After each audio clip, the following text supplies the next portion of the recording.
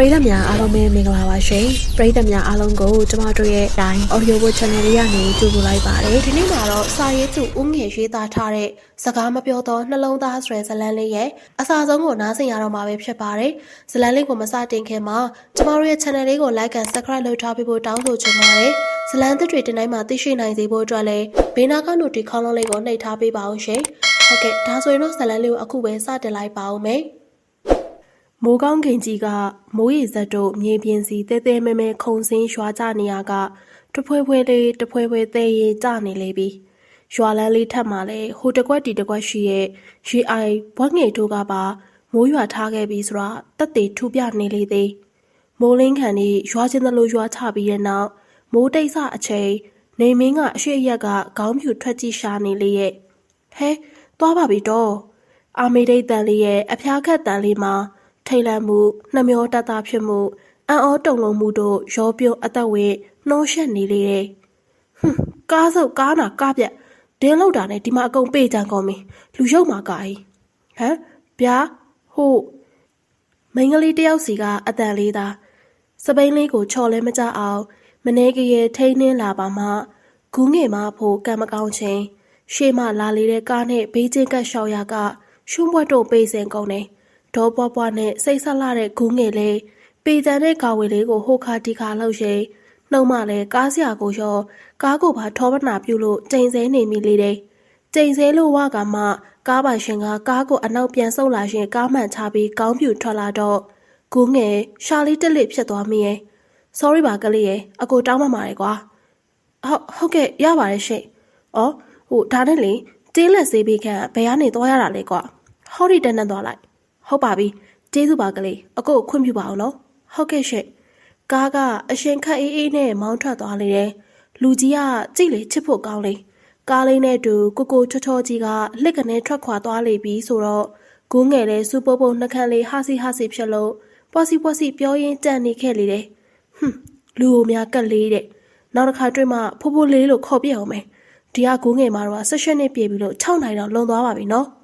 ဂူးငယ်လေးပြောလို့ဝါတဲ့နောက်ဈေးချင်းလေးကိုတေချာပြန်ဆွဲကင်ကောက်တင်လို့ဈေးတန်းစီစပိန်လေးတော်နှင်းငါထွက်လာခဲ့တယ်။ဈေးထဲမှာလူရာမှန်သမျှအမြန်ဝယ်ထည့်ရဲအားကုန်နေလို့အိမ်စီအမြန်ပြန်ခဲလိုက်တယ်။ကြာနေလို့မဖြစ်မိတွေးတော်စိတ်ပုံမှဘလူးမကြီးကအဆူငုတ်ပါရမီရှင်မို့ဂူးငယ်နားကြီးမခံနိုင်။ဖေဖေကလည်းကိုကိုဆိုအမိန်ပေးစေခိုင်းအော်ငုံဆုံးမချင်နေလေသူနောက်မှပေါက်တဲ့ဖေတူမေကွေညီမကိုကြအပစားပေးလို့ပူဇော်ပတာချစ်ခင်ပြနေလေရဲ့ဒါတွေကြောင့်လည်းသွားလေသူမိခင်ကိုဂူးငယ်အမြဲတမ်းလွမ်းရတတ်စမြဲပါအတွေးကရက်ထဲမှာဘေးမထွက်နိုင်အောင်တိမ်ငယ်အထီးကျန်မှုတွေကြဂူးငယ်ချလည်းမတတ်တွေးရင်ဈေးကနေပြန်လာခဲ့တယ်ဒီလိုတွေးရင်ငင်းရင်နေတတ်တာကလည်းအတင်းတစ်ခုလိုဖြစ်နေလေပြီ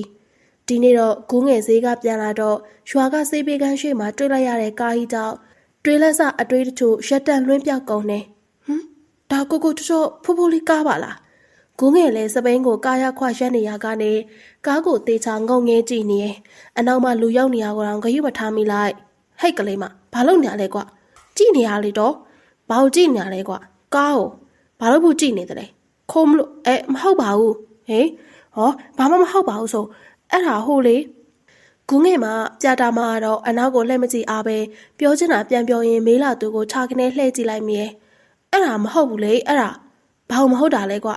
ဟမ်ဟိုဖိုးဖိုးလေးဗျာဘလို့ခေါ်လိုက်တယ်မဲနန္ဒာအမျက်လုံးပြူးသွားမိရဲ့နုငယ်ချစ်စပွဲကလေးမငယ်ကကိုဖိုးဖိုးလေးရဲ့လားအသေးတော်ရာကြီးဖြစ်သွားမိသလိုပြုံးလိုက်မိရအမှန်ပါဟုတ်တယ်လေဖိုးဖိုးလေးလို့ခေါ်ရမှာလေဂူးငယ်ဦးကြကလေးလို့ခေါ်လို့ပြန်ခေါ်တာဘာဖြစ်လဲဖိုးဖိုးလေးအဖြစ်ဂူးငယ်နဲ့မတိမ်မရင်လောက်ကိုများဟုတ်ပါဘူးကွာဘယ်နဲ့ဖိုးဖိုးလေးရမှာလဲကိုလေးလို့ခေါ်ပါလားကူလေးခေါ်ပါဦးသွားရှုပ်တယ်တော်ရမယ်တော်ရေးကောင်းပါပြီဗျာသူ့ကိုယ်သူဂူးငယ်လို့စကားလေးထည့်ပြောတော့မဲနန္ဒဂူးလေးလို့စိတ်ထဲပေါ်သလိုထွက်လိုက်မိရဲ့ပြန်လွှမ်းကမ်းမလေးကကောင်းကင်အမြင်စီစိတ်ရှိသလိုပြန်တက်သွားသလိုမဲနန္ဒရဲ့အသက်နှလုံးနဲ့ဝေးရပြေးထွက်သွားလေတဲ့တောသူအရာရင်စပယ်မဲနန္ဒရဲ့ပြန်လွှမ်းမလေးမြင်ချင်းချစ်ရှိလောက်မယ်လို့ထင်ခဲ့မိပေမဲ့တကယ်ကြုံတော့ရင်တွေခုန်တာထက်ပိုင်ဆိုင်မှုထက်စိတ်ကူးရပါရွှေမိရဲ့လွတ်လပ်သွားလာနေသူလေးကိုခေါင်းစားချေဆုံးတွေ့လိုက်ရတဲ့အချိန်တစ်ခဏအတွင်းမတိစိတ်ကတဆင့်ကြည့်မိခဲ့တယ်သူလေးပြန်သွားရနောက်ကြောဘက်ကိုငေးကြည့်ရင်ကြံခဲ့တာမှအရေးမမုံလေးထိကြည့်လို့မဝ အနာကသွားတော့ကထင်ကြံခဲ့တဲ့စပိန်ရလေးတွေကိုတော့အယူတယောက်လိုပြုံးနေမိတာကပိုးကရိုးရိုးမဟုတ်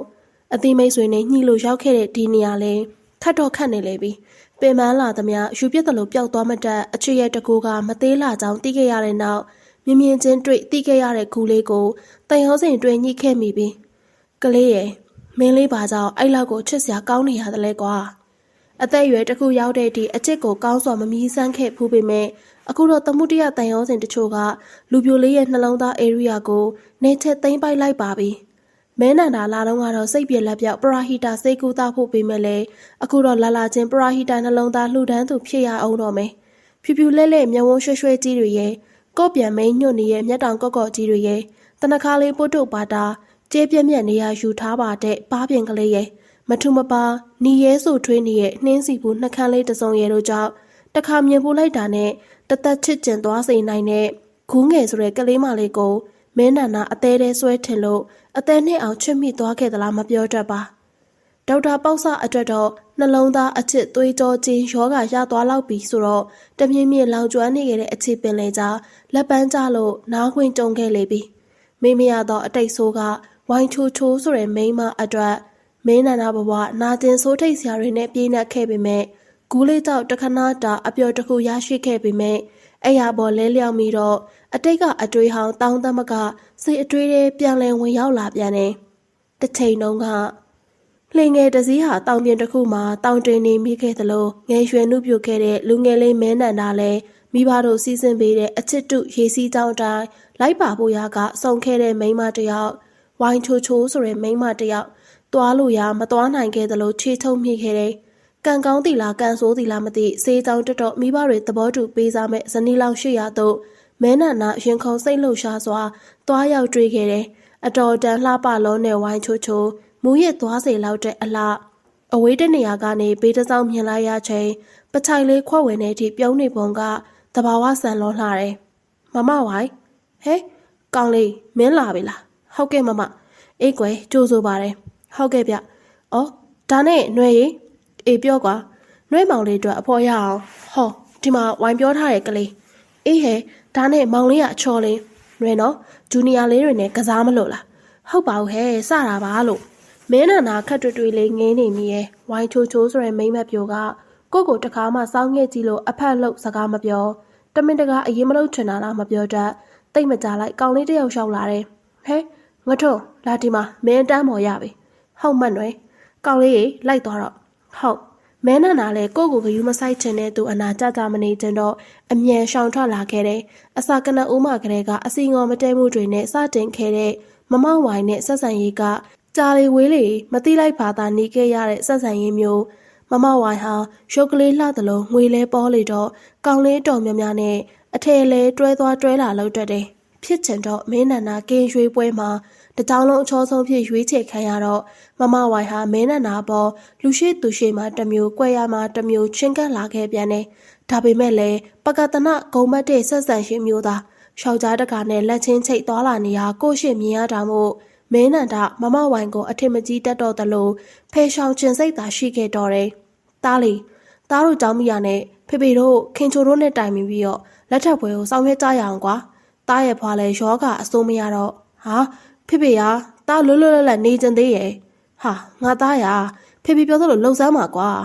ပြီးတော့ဗျာလက်ခံခဲမိရဲ့လက်ထပ်ပွဲပုံစံခွက်ထဲကရုံထွက်ခြင်းပေမဲ့လေမင်းနန္ဒာခေါင်းညိတ်ခဲမိရဲ့ကိုလည်းအံ့ဩမိခဲ့ပေမဲ့မမဝိုင်ကိုမသိစိတ်တွေကချွတ်မိခဲ့သလားမပြောတတ်ကံကောင်းလို့သာမင်္ဂလာပွဲနေ့မှာမူဘီကားမောက်လေးရဲ့မမဝိုင်စေးရုံမှာမသိအောင်တမဲအကျိုးကံဖြစ်နေလေတော့မဲနန္ဒာဖခင်နေခဲ့ဘူးရကြေးရွာကလေးစီပြေးထွက်လာမိခဲ့တယ်မမဝိုင်ပြန်ကောင်းလာခဲ့ရင်ဆိုတဲ့အတွေးရှိလို့အဲ့လိုအဖြစ်မျိုးကိုတွေးလက်နေကိုမှုန်းတယ်ပိုလိုဆိုးတာကတော့ဒီကြားတဲ့မိုးကြနာတင်ရဲ့နှလုံးသားကိုခဏတာအပန်းဖြေဖို့လာရကအလွမ်းဝေဖို့အကြောင်းဖန်လာစေခဲ့ပြီးကောင်းဝင်လေးဝတ်ထားတဲ့ချစ်စရာကောင်းပြီးကလေးဆန်ဆန်ကောင်းမလေးရှိုးသားမှုအယောင်အဖြူအထည်မျက်ဝန်းတစုံကအေးချမ်းမှုကိုစောင့်တင်းသလိုမဲနန္ဒာတောင်းတစိတ်ကူးမိခဲ့တဲ့အချက်မျိုးကိုသူ့လေးကြောက်ထိတွေ့ခံစားခဲ့ရလေတယ်အတွေးတို့ကညတကောင်ရန်တိုင်အောင်ဟိုတီတီပြေးလွှားနေသလိုစဉ်းစားမိရင်စိတ်ညစ်ညူးစရာနဲ့စိတ်တီးနှူးစရာအကြားမင်းနန္ဒာလည်းတက်ပြင်းတစ်ချက်ချလို့သာ လေးလံလာတဲ့မျက်ဝန်းတစ်စုံကိုမှေးဆက်လိုက်တော့တယ်။အိမ်မက်ထဲတွင်လည်းကိုချစ်ရတဲ့သူလေးကအလဲရောက်လာခဲ့တယ်။အိမ်မက်ထဲတွင်တော့အသက်မဲ့တဲ့နှလုံးသားကသူလေးနဲ့စကားတွေရွှွှွှဝင်အောင်ပြောနေတာကိုထိုင်ငေးကြည့်နေသလိုအိမ်မက်တစ်ခုကအမြင့်မပြတ်မှန်းနေရင်အရှိအယက်မှရောင်နီဦးတောင်နီမြန်းစပြူလာခဲ့တယ်။ဒီလိုနဲ့ကောင်းကောင်းအိမ်မပြောခဲ့တဲ့ညတညအဖြစ်စရင်ဝင်ခဲ့ပြန်တယ်။ဒီအချိန်ဂူးငယ်ဆိုတဲ့မိန်းကလေးလည်းစပိန်လေးကိုနင်းရင်ဈေးသို့ထွက်လာခဲ့တယ်။ဒီနေ့တော့မိုးနဲ့မကြုံမြူမှုန်တွေနဲ့လာဆုံနေရတယ်။ဂူးငယ်လည်းကတုံကရင်စပိန်နင်းလာရင်အရှိကမဲနဲ့သွာလာနေတဲ့အရာကိုစိတ်ဝင်တစားဆက်စုလို့လှမ်းကြည့်နေမိရဲ့။ဟဲ့သွားပြီအမလေးတော့နားလိုက်တာအငေးကောင်းတော့တစ်ချက်ဆိုရမလားငေးလို့မို့လို့တော့စပိန်လက်ကင်တစ်ချက်ခောက်လို့ဂူးငယ်ဒူးပြေးဘိန်းလဲသွားတော့တယ်။ဒီအချိန်အရေးမဲကြီးကလူစီခြေလန်းကျဲကျဲနဲ့လှမ်းလာနေသလိုအနားကိုအမြန်ဆန်ရောက်လာခဲ့တယ်။အဲ့ဒီအရာကြီးကဟဲ့ဟုတ်ဂူးငယ်မနဲ့ဆော့စီလန့်သွားရတယ်။ဂူးငယ်ညကအိမ်မက်မကောင်းပါဘူးဆိုမှအခုတော့ရင်တုံသွားတာမို့ရင်ဘက်ကိုလက်ကလေးနဲ့ဖိထားလိုက်ရတယ်။မိုးနဲ့မြူအားပြိုင်လို့နေတဲ့ဥတုအကြားရောက်ရှိနေသူတက်ရှိယောက်ျားတယောက်ပြေးလန်းရင်းလမ်းလျှောက်ယုံထက်ခက်မြက်သွားနေလေသူမင်းနန္ဒဒီအချိန်ညင်သာနုညက်နဲ့အိတ်ထရမိမပြိုတဦးရဲ့အတန်ကြောင့်ပြေးလျှောက်နေတဲ့မင်းနန္ဒခြေလန်းတွေရက်တန့်သွားတော့တယ်။အနောက်ကိုလှဲကာကြည့်လိုက်တဲ့အချိန်ချောနှမငယ်လေးခမမြေပြင်ထက်သူ့ကိုယ်သူမကျင်နာတမင်တကာညင်းညူအပြစ်ဆိုနေဟန်တူတယ်။ရရလားကူလေးဟုတ်ကဲ့ရှင်ရပါတယ်လာကျွန်တော်ထူမပေးမယ်ဟုတ်မင်းနန္ဒစပိန်လေးကိုအမြန်ထူမှတ်ပေးလိုက်တယ်။ဒါပေမဲ့လို့လူကိုတော့မထူမရဲ့ငကိုကလေးကမှချွတ်မိသွားတဲ့ယောဂအခန်းရှိသူမို့တိတ်တူနေသူအတွက်နဲ့အလွမ်းတွေထောက်လမ်းမပြောက်ခြင်းဒါပေမဲ့လည်းနားလိုက်တာဟေးရရလားနားရဲရှင့်မတက်နိုင်အသေးမခိုင်ပေမဲ့အရေးစွန်းလို့သူ့လက်ကလေးကိုညှင်သာစွာကင်ထူမှကူထိန်ကူလိုက်မိရဲ့သူ့မျက်နှာလေးကိုကြည့်မိချိန်စူတူတူနှက်ခမ်းရဲလေးကရင်ထဲကနှလုံးသားစုံမှတ်ဝဲတစိမ့်လာခတ်နေပြန်နေဟူအတော်လဲခတ်ပေသားဟင်အော်တန်ဆူဆူလေးကြောင့်ရုတ်တရက်ဆိုသလိုမင်းနန္ဒမေ့သွားကလက်ကိုဖိတ်ရှုပ်သိမ်းလိုက်မိရကြောင်းကလေးမလေးခမမင်းနန္ဒရင်ခွင်တဲ့လုံးစီပတ်စီရိုင်လေးကျသွားလေတယ်ခဏတစ်ဖြုတ်လောက်တိတ်ဆိတ်ငြိမ်သက်ရင်သူလေးညာလက်ဖွားလေးကမင်းနန္ဒအသေးနှလုံးသားပေါ်အုံမိုးတောက်ရောက်ရုံသားမကရင်ခုန်တန်းတရားစီရင်ခံဖွင့်နေလေတယ်အမှုစစ်လေးရဲ့လှုပ်ရှက်ကရင်ခုန်လုံးနေပြီးဖြစ်တဲ့အဖြစ်သားမင်းနန္ဒကိုရှက်ရွံ့စွာနဲ့ဓမ္မခတ်ချင်တော်ထင်လေရဲ့ရှက်ကိုရှက်ကန်လေးဖြစ်သွားလေသူဟုတ်ကျေးဇူးပါကိုဖိုးလေးဟာလာပြန်မိလားဗျကျွန်တော်နာမည်မင်းနန္ဒပါဗျာသိဦးကိုငယ်တော်ရှင်ကြီးကိုဖိုးလေးကိုဖိုးလေးလို့ခေါ်မှာပဲဟောဗျာကြည့်မင်းနန္ဒပါဆိုရှင်မွေးလုံးဟောရင်လူကြီးဟာဟိုကမင်းနန္ဒပါဗျဒီကမင်းနန္ဒကိုငယ်အဆတာပါအကိုကတိတ်ရရရဲ့နော်ကျွန်တော်ရုပ်ကဟာသားဆန်နေလို့လားဗျရီးစရာကောင်းတယ်ကောင်းရော့ဗျာသိပါပြီဈေးသွားရအောင်ပါကိုငယ်အခုမှသတိရသွားတယ်လေးပေါ်အာလူဖုတ်နေရနဲ့နေမြင့်လေပြီးကိုငယ်ချက်ချင်းဆိုသလိုစပိန်လေးကိုဆွဲရှူကတက်နေဖို့ပြစ်လိုက်မိရဲ့မင်းတာပါလို့တာလဲခြေထောက်ကနားနေရလေဘလို့စပိန်တင်းပါလဲဟာခမရိုင်းမသိပါဘူးဗျဟိုမီတွေစိတ်ပုတ်ကြီးရတာမဟုတ်ဘူးပြဿနာရှိရဲ့ရှင်ဟာအဲ့ဒါတွေအသာထားမင်းခြေထောက်ကအခုချိန်စပိန်နင်းလို့ကတော့ပို့ဆိုးသွားမှာလာအကုတ်စီလိုက်ခဲ့ပတ်တီးစီးပေးမယ်မင်းနန္ဒဂူးလေးကိုပွေ့ကြည့်မှရန်ပြင်လိုက်တယ်ဒါပေမဲ့ရုံးဖယ်လေးသူမနစ်သက်ဘူးထင်လေရဲ့ရတယ်ကိုငယ်ဈေးသွားဝယ်မှာဖြစ်မှာမဝယ်လာရင်အဖေတို့ကစူလိုက်မယ်ဟောခတ်ပြီကွာဒါဆိုလဲဒီလိုလို့လဲကျနေတဲ့စပိန်လေးကိုမင်းနန္ဒဆွဲကင်မလိုက်တယ်ပြီးရနဲ့စပိန်ပေါ်တက်လို့နင်းဖို့ဟန်ပြင်းနေမိရဲ့ဒါကဘာလို့မလို့လဲတက်လေကွာအကိုလိုက်ဖို့မယ်ဟာနောက်ကျနေမယ်တက်လေကွာတကယ်အတီးကိုချောချောကြီးကဂူးငယ်ကိုပြုံးပြနေလေတယ်ဂူးငယ်လည်းစပိန်ထိုင်ကုန်းပေါ်တက်ထိုင်လိုက်တာနဲ့သစိန်တယောက်နောက်မှနှလုံးသားရှင်ခုန်တန်တွေမစိမ့်သက်ပဲလိုက်ပါသွားမိရဲ့တေချာကင်ထားနော်ဟုတ်လန်ကလေးပေါ်ကခြိုက်ကွက်လေးတွေကြောင့်အနောက်ကနေထိုင်လိုက်လာမိရဲ့ဂူးငယ်အလန့်တကြားဆောင်ခုံသွားရာကင်မိကင်ရဆွဲကင်မိလိုက်တယ်အခုခါလေးကိုပေါ့ရုတ်တရက်ဆိုသလိုတင်းတင်းကြပ်ကြပ်သွားဖတ်မိရောအခုဝမ်ပိုက်ကကြွက်သားတွေကြောင့်ဂူးငယ်ရဲ့ဖိုးမအထိတွေ့အရိုင်းစိတ်ဓာတ်ခံနဲ့အသေးလေးတွေအတုံးလိုက်အခဲလိုက်ကြွေကြကုန်လေပြီးထင်လေရဲ့အကိုကတော့ဘာမှမပြောဒါပေမဲ့လည်းဂူးငယ်လက်ကလေးကိုရှက်ရှက်နဲ့အနောက်ကနေအသာလေးပြန်ရုပ်သိမ်းလိုက်ရတယ်ဒါပေမဲ့လည်းဂူးငယ်လက်ကလေးတွေခမညာနူးညက်အီးဆက်နေတဲ့လက်ပွားတစ်စုံကလာဖန်းဆုပ်ကင်တာခံလိုက်ရတယ်လက်ပြားကလေးအထိတွေ့ကတစင်ငယ်ရွယ်ပြုံနုစကောင်းမလေးရဲ့အနီးမှာမှအချီဦးအတွက်ရှင်ခုံတန်တို့နေရာကွက်ကြားအချစ်မိုးဦးရွာကကြားနေပြီးထင်ပါတယ်ဟ ကင်သားပါရပါတယ်ကွာကူလေးရဟုတ်ကဲ့ရှက်သွေးလွှာရှက်ဖြာနေတဲ့ဂိုးငယ်နှလုံးသားလေးအတွက်အချစ်ရှင်ခုန်တန်တွေနဲ့တိမ့်တုံနေလေပြီးမနက်ခင်းမြူမုံကွဲလာတဲ့ချိန်မှုံရီဝိုးတဝါရှိရာကနေရောင်နုနုဝါဝါဖြော့လေးအောက်အချစ်ဦးလေပြင်းနဲ့တူတရပြီးတရလဲကနင်းငါရွေရှားနေတဲ့စပိန်ကလေးထက်တူနကိုထတ်တူအတွေးဖြတ်လှတာပါတာချစ်ချင်းစားကိုစီတွေးလို့ရင်ချင်းအမတက်အချစ်ဆက်ရန်ဆိုင်ငက်နေလေပြီးဖြတ်နှင်းလျှောက်လာတော့မြေနီဖုံပပလန်းကလေးထက်နေနဲ့လပမာအားကိုးစရာအကိုလောင်ရှိတ်အောက်အေးစံပြော့ဖြောင်းချစ်စပွဲကောင်းတဲ့အလားတွေနဲ့ဂူးငယ်ဆိုတဲ့ကောင်မလေးတို့လိုက်ဖက်ညီလုံးနေရဲ့တရွှေရွှေအတွေးတီကနင်းတက်လာတဲ့အချိန်ကြလာတာနဲ့သွားလို့ရခရီးဆုံးသွားတော့မင်းနန္ဒာအနောက်ကလိုက်ပါလာသူလေးကိုမဝင်မရဲဖြင့်လှည့်ကြည့်လိုက်မိရဲ့ကလေးရှက်ရင်ငိုတတ်တယ်လို့လူကြီးရှက်တော့ရီတတ်တယ်ဆိုတဲ့အတိုင်းမင်းနန္ဒာခက်ရဲလေးပြုံးထွေးလိုက်မိရဲ့ဂူးငယ်လဲနားနောက်ဆက်နွယ်စားကလေးတွေကိုတတ်တင်ကညှက်ထားလိုက်တယ်လှရက်လိုက်တာဂူးလေးရဲ့မင်းနန္ဒာလဲဘေးတစောင်းလေးမြင်နေရတဲ့သူ့လေးကိုမတ်တက်ရက်ကြီးအသက်မဲ့ငယ်ရင်စိတ်ထဲမှာတစ်ချက်ပွင့်ဟညင်းမိသွားတယ်။တေချာတာကတော့ဒီကောင်မလေးကိုမင်းနန္ဒာအတော်တန်ချွတ်မိသွားတာရာနှုံးပြည့်တေချာသွားလိမ့်ပြီးထင်ပါတယ်။အကိုဒီကနေစောင့်နေပါလား။ရပါတယ်ကူလေးခြေထောက်နာနေရပဲ။အကိုချင်းဆွဲကူမယ်လေဟုတ်ပြီလား။အဲ့ဆိုလဲအကိုသဘောပါပဲ။ဟုတ်ပါပြီဗျာ။ကဲကူလေးရရှိရသွား။ဂူးငယ်အရှိလေးမနေကဈေးထဲကိုဝင်လာလိုက်တယ်။ဈေးတဲ့အချို့လဲဂူးငယ်တို့ကိုကြည့်ကတိုးတိုးတိတ်တိတ်တီတိုးရေရွနေကြတယ်။အကိုဆိုတော့ဟိုလူကြီးကလည်းမသိရင်အိမ်သားတယောက်လုံးဂယူတဆိုင်လက်ကလေးဆွဲကင်ကိုလျက်လက်မောင်းလေးမှကူလန်းထိန်လျက်သပင်စလေးတွေကိုဖယ်ပေးလိုက်အဖြစ်သေးစွာကျင်နာပေးနေလေတယ်ဒီအတွက်နဲ့ဂူးငယ်မှသာနှလုံးသားတွေမကပဲလူတကိုယ်လုံးပင်အကုန်နှလုံးသားလေးတဲ့ခြေစုံဖြစ်ကဝင်ရောက်ကိုနာလိုက်ချင်ပြီးတော့တယ်ဂူးငယ်ဘဝဟာအရာရာအထီးကျန်စံမှုတို့နဲ့အသက်ဆက်နေခဲ့ရတယ်အမြဲလိုချွန်တုံးလုံးနေတဲ့ဂူးငယ်အပေါ်နိုင်ရှူတတ်တဲ့ဖေတူမေကွဲညီမဖြစ်သူပတောက်ရဲအမေသေးပြီးနောက်ချက်ချင်းဆိုသလိုကြင်မောရှာလို့သမီးဖြစ်သူကိုကြောင်းထိုးပြီးအကျိုးအကြောင်းသိမစဉ်းစားပဲမိတွေဖြစ်သူမိမရုပ်စကားကိုသာရှုံလို့အပြစ်ရှာစုငေါက်တက်တော့အဖေဦးခန့်ကျော်တို့ကြောင့်ဂူးငယ်နေစဉ်ရက်ဆက်ငိုခဲ့ရတာကရက်များစွာမရှိတွက်နိုင်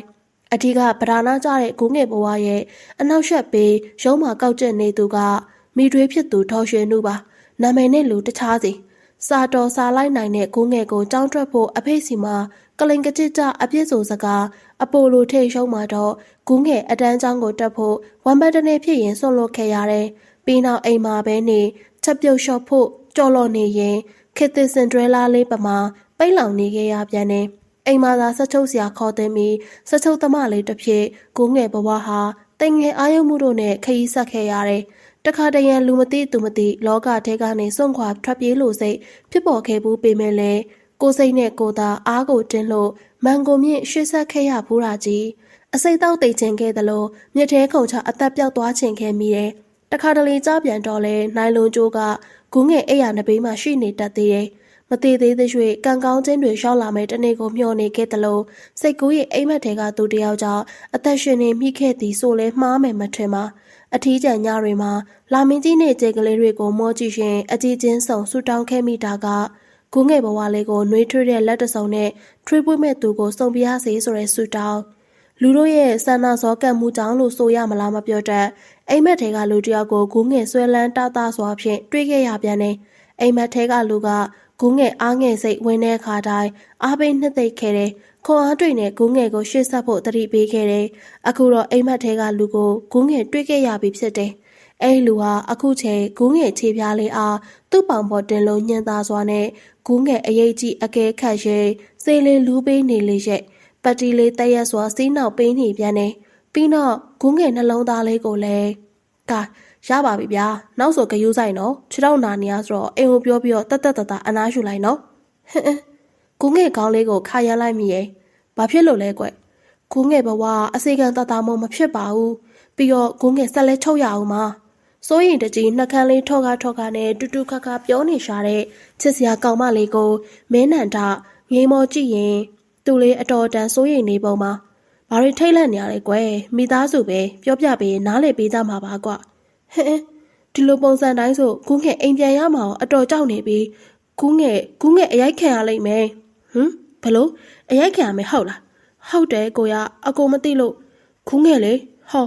ဒီမှာကြည့်ဒါဟိုတနေ့ကအင်ကြီးချုပ်ခလေးရလို့မှုတ်ကလေးဝယ်စားမိရအောင်အဖေကကြိမ်နဲ့စော်တာဒါမိတွေကဝချမ်းနေရိုက်တာဟင်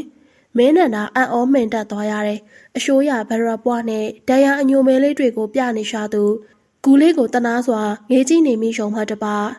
နာရဲကိုတအားနာနေလားတန်ရာလေးကိုတိုးထိကြည့်ရဲ့အခါခတ်တွန်းတို့နာကျင်ကြီးတွားရှာသူကူလေးကိုမင်းနန္ဒာအလုံးတရာတနာစိတ်ဝင်သွားမိရဲ့ရက်ဆက်လိုက်ကြတော်သူတွေဟိုအကိုတခုမေးမယ်နော်ကူလေးဟုတ်မေးလေကိုကူလေးမိပါအရင်မဟုတ်ဘူးလားဟုတ်အဖေကတော့အဖေရဲမှာအမေကတော့ကူလေးတိတက်တဲ့အရွယ်လောက်ကတေဆုံးသွားတာမို့လို့မိတွေနဲ့အခုနေရတာပါဟောဒီလိုလားဒါဆိုထလာအိမ်ပြန်မယ်အကိုလိုက်ဖို့ပဲမယ်ဟဲကူငယ်တောက်တဲ့ပြန်ရဲဦးဘာမှမဖြစ်စေအောင်စိတ်ချလာပါကွမင်းနန္ဒာကူလေးလက်ကိုဆွဲကင်မဲစားပွေ့ချီမှခေါ်လိုက်တယ်ကူငယ်ခမရဆွေကနေချရတဲ့သူရင်ဝင်နဲ့ရောက်ရှိလို့သွားတယ်ကူငယ်စိုးရင်စိတ်တို့အလင်းမရှိလွင်းစိန်ပြောက်ွယ်ကောင်းတယ်အကိုမျက်နှာချောချောကိုသာမောကြည့်နေမိလေတယ်ကားတကားကိုလက်တစ်ဖက်ထဲနဲ့ဖွင့်လိုက်ကကူငယ်ကိုအကိုကကားရွှေကံမှာတတ်ထိုင်စေလိုက်တယ်တီတီတဲ့မျက်နှာထားနဲ့ကူငယ်ကိုလမ်းပြစေကကူငယ်အိမ်ကိုလိုက်ပို့ခဲ့တယ်စပိန်လေးကတော့စေးပေးခန်းလေးမှာအသက်မဲ့စွာကြက်နေခဲ့လေရဲ့ဒီအိမ်လားကူလေဟုတ်တယ်ကိုကဲဒါဆိုလာကိုပွေတော့မခေါ်တော့ဘူးတွဲခေါ်သွားမယ်မင်းနန္ဒာလည်းကူငယ်လက်မောင်းလေးကိုတွဲမကအိမ်ထဲသို့ဝင်လာလိုက်တယ်အိမ်ထဲသို့ရောက်ချိန်မိမကြီးတအူလည်းမင်းနန္ဒာတို့စီကိုမကြည်မသာသောအကြီးတို့ဖြင့်လှမ်းမြော်ကြည့်နေရဲ့ထိုင်ရမှထားလာသောမိမကြီးမှာကျင်နာမှုကင်းမဲ့သောမျက်ဝန်းတစုံနဲ့မနှိမ့်သက်သလိုစိုက်ကြည့်နေရဲ့မင်္ဂလာပါတော့အေးပြောမင်းရဘာတူလဲဒီကောင်မနဲ့ဩဒီမနက်ဒီအညီမခမကျွန်တော်ကနဲ့မတော်တဆထိခိုက်မိသွားလို့ပါဟမ်ဟဲ့ဟိုကောင်မညီရတာပါသဘောလဲနစ်ချင်ကျိုးသွားလားအမလေးသေပါပြီဒါဆိုအိမ်လို့တွေကဘသူလုံးမှာတော့ရှက်ပြာမတေနာမနောက်လပိန်းတော့မှနေလုံးလိုက်အမျက်တလွဲပဲခွေးလောက်တာအတုံးမကြတဲ့ဟာမှတေချင်းဆိုမှကူလေးမျက်နှာအညှိုးငယ်နေရှာတယ်မင်းနန္ဒာလည်းမနေတာတော့တဲ့ဆိုအခြေအနေကိုဟန်ချက်ထိန်ဖို့ပြင်လိုက်တယ်ဒီမှာဗျဟိုဒီကညီမလေးကဘာမှမမားပါဘူးကျွန်တော်အပြစ်ပါဒီမှာပါဒါရော်ကြေးပါဗျခြေတော့ကလည်း2ရက်လောက်ဘာမှမလုပ်ပဲနေလိုက်ရင်တက်တာသွားမှာပါ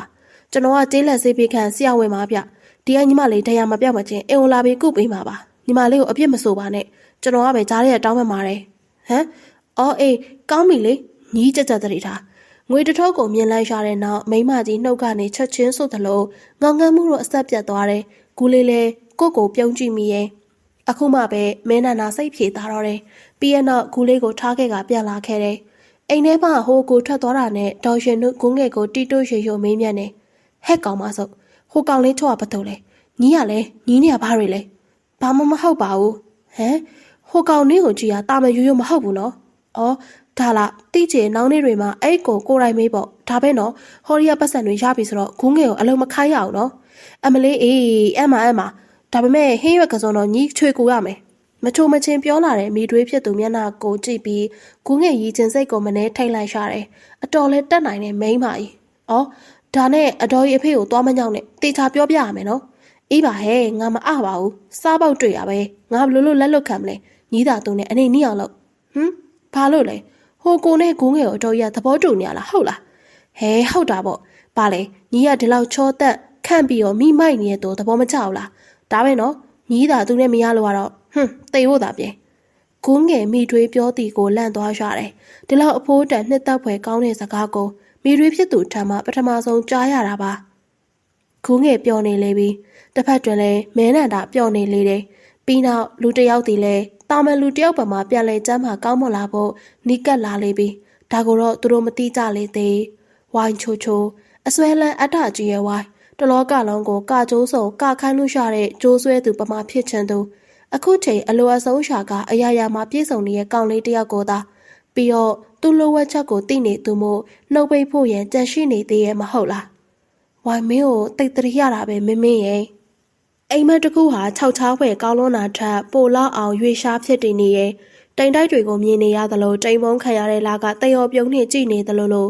အရေးတဲ့ငိုမလို့ဖြစ်နေတဲ့မဟာပထဝီမြေကြီးကတမောက်တစ်ချက်ငိုတန်းပါစည်းနဲ့ခြောက်ချားဖို့ကောင်းသလိုကြေကွဲဖွယ်လဲဆိုနိုင်တဲ့အနေအထားတစ်ခုဒီချိန်အဲ့ရထက်လူလိမ့်နေသူအမျိုးသမီးတစ်ယောက်ဝိုင်းချို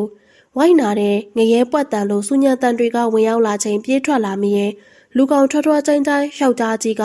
မိန်းမတစ်ယောက်ကိုရှိုင်းနှံ့နေရဲ့သွေးတို့ကတစ်ခါဖွာကနေဖြာထွက်လို့နေရဲ့အိတ်ကန်တွင်လဲကြေမွပျက်စီးလို့နေလေပြီဝိုင်းမိဘတွေစကားများရံဖြစ်ကြတာထင်ရဲ့အဖေကအမေကိုအညိုးနဲ့ရှိုင်းနှံ့နေတော့အမေမျက်နှာနဲ့ကြောပြင်လဲကုတ်တို့မှာတန်းရပရက်ပွားအင်ကြီးတွေမှာတော့သွေးကွက်တွေဆိုတော့ဝိုင်းကိုလေးတဆက်ဆက်တုံခိုက်လာတာအမှန်အဖေကတော့မညာမတာရှိုင်းနှံ့နေစေမမဝိုင်းဟမ်ခေါ်တန်တစ်ခုရဲ့အစုံလှည့်ကြည့်မိချိန်ဝိုင်းအထိတ်တလန့်ဖြစ်သွားရတာကကောင်လေးတစ်ယောက်ကိုမင်းနန္ဒာဆိုတဲ့ကောင်လေးကလေးလေးဝိုင်းချက်ချင်းဆိုသလိုမင်းနန္ဒာကိုအနိဋ္ဌာယုံမြင်ကွင်းကနေကော်လန်ကနေစောင့်ဆွဲခေါ်လာလိုက်တယ်လေပင်တက်တယ်ဗျဆွဲခေါ်နေရကရိုင်းနှက်တန်ကြည်တွေကဝိုင်းချီလန်းတွေကိုရှက်တန့်စီတယ်မင်းနန္ဒာကိုထားရလို့အခန်းစီပြေးလာတော့လေမျိုးကိုနင်းညက်ထားလေတဲ့အဖေအမေကိုလက်နဲ့ပါအားကုန်ညှက်လေတော့ဝိုင်းမမေကိုတိတ်ချစ်တယ်ဖေဖေကိုတော့မုန်းတယ်ငယ်ကလေးကရိုင်းနှက်ခဲ့တဲ့အဖေအနာရှိရဲ့မှန်ကွဲစားကိုင်လို့တရေဘလူးစီးနေသလိုကြောက်စရာအတီးဖြစ်နေတဲ့အဖေကြောကုန်းကိုထိုးဆိုင်မယ်ဆိုတော့လက်ကတုံနေရဲ့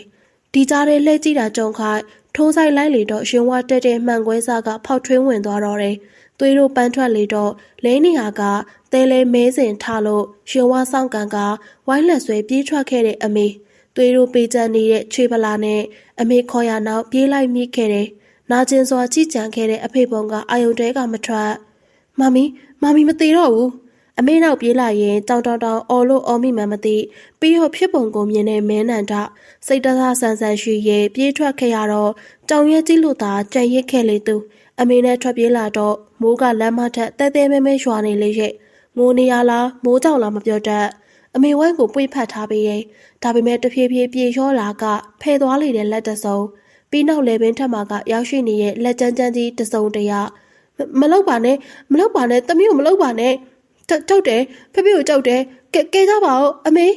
အဲ့ဟာထက်မှာရုံရင်းဆန်ကအော်ဟစ်ရင်ဝိုင်းချိုလက်နိုးသွားခဲ့တယ်အထိတ်တလန့်ဖြစ်ကအနီးပတ်ဝန်းကျင်ကိုလှည့်ပတ်ဝေးဝိုက်ကြည့်လိုက်မိရဲ့အမောင်ကျနေရအခန်းတစ်ခုလာမတာတော့ညတညလာမိုင်းညတညဝိုင်းအဲ့ဟာထက်ကနေရှော့ချဆင်းလိုက်ကဝရဏစီကိုရှောက်လာခဲ့တယ်ကောင်းကင်မှာလည်းကြည်တလုံးမှမရှိအလင်းတစားတလေးများမထွက်ပေါ်မဲနဲ့မှောင်ရှိနေပါတဲ့ကောင်းကင်သားညင်ငယ်တို့တောင်တစ်ချက်နာကြီးစွာအော်ဟစ်သွားလေတယ်အမဲရောင်စေတန်းငှက်ငယ်တို့တောင်လောင်ရဲဟစ်ကြွေးကဖြက်ပြေးအော်ပြောက်သွားလေတယ်ညဟာလာကြောင်မလင်းမှောင်မိုင်းမှုကိုရုပ်လုံးပေါ်အောင်အလွန်အကျိုးဖော်ထုတ်နေရဲ့စောင်းဦးလေပြေကဝိုက်အသားနုလေးတွေကိုစုပ်ပြတ်သွားအောင်တိုက်ခတ်နေရဲ့အမောင်တဲအေးဆက်ငိမ်သက်နေတဲ့ဝရန်တာကဝိုင်ရက်နေရင်က6တွေ့လေးနဲ့ပါတဲ့အပြုံးနဲ့တစ်ခုကိုရှိလိုက်တယ်သူဟာလောကကိုအစိုးမြင်သူမဟုတ်လားဒီကဘာမှာဘသူမှဝိုင်းချိုထက်မตาလွန်နိုင်မှာလူတိုင်းလို့ဝိုင်းပေါ်အနိုင်မရှိနိုင်ပေမဲ့အနာယူမှုဆိုတာကတော့ဝိုင်းချိုနှစ်သက်တဲ့အရာအမြဲမှယူရဲစံတက်ခဲ့သလိုအနာယူမှုကိုပါကိုးကွယ်ခဲ့သူဒါအပြင်ဘာသာရေးလိုက်စားသူပါမဟုတ်နိုင်တော့ဝိုင်းအဖေကိုပြန်တက်မိခဲ့တယ်ဒီလိုသူ့အဖြစ်ကိုသိနေရကလူတစ်ယောက်တည်းဝိုင်းသူ့ကိုတေးအောင်တတ်ဖို့ကြံစည်မိတိုင်းဝိုင်းမအောင်မြင်ခဲ့ပါငယ်ရွယ်သူတို့နှလုံးသားတွေကြောင့်ရွတ်တွေ့ခဲ့တဲ့တန်ရောစိန်ကအစင်အမြဲတားမြစ်ပိတ်ပင်ခဲ့ထားတာကြီးဝိုင်းမင်းနန္ဒာဆိုတဲ့ကောင်လေးကိုငယ်စဉ်ကလေးကချစ်ခဲ့ဖူးတာမို့ပါမင်းနန္ဒာလိုက်လေပြေးလေဆိုရလေအောင်အတော်ဆိုးတဲ့ကောင်လေးဝိုင်းသူ့ကြောင့်ပူလောင်ရတယ်ဝိုင်းသူ့ကိုမချစ်မိအောင်ဟန်ဆောင်နေခဲ့တယ်ဝိုင်းဟာသူ့အတွက်တော့စုံးကဝေမတယောက်လိုဖြစ်နေမလားသူ့ဝိုင်းကိုတေးမလောက်ကြောက်တယ်ခက်ချောမျက်နှာလေးရဲ့လူညက်သိမ်မွေးနှွေးထွေးကျင်နာတဲ့နှလုံးသားရှိသူကောင်းလေးတယောက်ဖြစ်တာပြေပြိုတိုင်းငိလို့ပြိုတိုင်းချစ်ကြသူဖြစ်နေပြန်သည်ဝိုင်းဟာအတ္တကြီးရဲ့မိန်းမတယောက်မင်းနာဆိုတဲ့ကောင်းလေးကိုအထူးတလဲလက်လွတ်မခံနိုင်သူအသေးစားချုံနှောင်တုံ့တွယ်ထားခဲ့တယ်ဒီလိုကြောင့်လဲမင်းနန္ဒအဝိုင်းအနားမှထွက်ပြေးသွားခဲ့တယ်ဝိုင်းအယူတစ်ပိုင်းဖြစ်ခဲ့ရတယ်တန်တရားစိတ်တို့လည်းဝင်လာခဲ့တယ်မင်းနန္ဒကိုကြောက်လာခဲ့တယ်ဒါဟာဘာကြောင့်လဲဆိုတော့ဝိုင်းရဲ့လှုပ်ဝက်အတိတ်ကိုသိနေတဲ့တူတီတော်မြဲမြံသက်တဲ့တူဖြစ်နေလို့ပါတနေ့မှာမူရစ်မိန်မောကရွှေမကာတို့ကိုတောက်သုံးပြီးမုံတီရွှန်လိုစိတ်နဲ့အိမ်ပြန်လန်းထက်ဝိုင်းကားစီတန်းဖြစ်ကမတတ်မစွမ်းဖြစ်ခဲ့ရတယ်မင်းနန္ဒာနဲ့ပိုလို့တောင်ဝေးပြီးရင်ဝေးခဲ့ရတယ်အခုတော့ဝိုင်းပြန်ကောင်းလာလေပြီဒါပေမဲ့မင်းနန္ဒာဆိုသောကောင်းလေးဝိုင်းနဲ့အနီးတစ်ဝိုက်တွင်မရှိချေအတွင်းနဲ့အိမ်မက်တို့ကြောင့်စုံနေဖြော့တော့လာတဲ့ခြေလန်းတို့နဲ့ဝိုင်းအိတ်ဟာထပ်သို့ဦးတီလျှောက်လာခဲ့မိလေတယ်ဖုန်းကိုတစ်ချက်ကောက်ကိုက်လိုက်တယ်ဖုန်းနံပါတ်အသစ်တစ်ခုကိုခတ်စိမ့်ကြည့်ကဖုန်းခေါ်ဆိုလိုက်တယ် အချင်းချင်းခါခါခေါ်နေပေမဲ့လို့တစ်ဖက်မှဖုံးမကိုင်းဖုန်းကိုပြစ်ချထားလိုက်ရင်အဲ့ရထက်ဘုံကနေပြစ်လဲချလိုက်တယ်အိပ်ပျော်သွားခဲ့ပြန်ပြီလွမ်းမောမိရင်အာယုံဦးဟာနေရောင်တဲ့အလှကိုတွန်ကျူးကွမြူရင်နနက်ခင်းတေးကိုတတရရစိုးတီဖွဲ့နေရင်ကျင်းငတ်တို့တီလည်းအိတ်ခေးဝလို့ခေါင်းကလေးတွေတွင်တွင်ခါလောက်ကတီတီတတာတီတီတတာမနက်ခင်းတေးကိုတံမြိုင်တီတွေးနေကြလေတယ်စေကန်လေးထဲမှာလူတယောက်ဟာလည်းအလုရှုံနေလေတယ်စိတ်လှရှားနေပုံရှားတယ်ရေချိုးရံပြင်လိုက်တယ်တချင်လင်းကြီးကပါဇက်တဲ့ပေါ်ရာတချင်းစုံနေပြန်တယ်ဒီလူကတခြားသူမဟုတ်ချုံနှောင်မှုဆက်ကွင်းမှခဏတာလွတ်ငင်းခွင့်ရှားနေသူ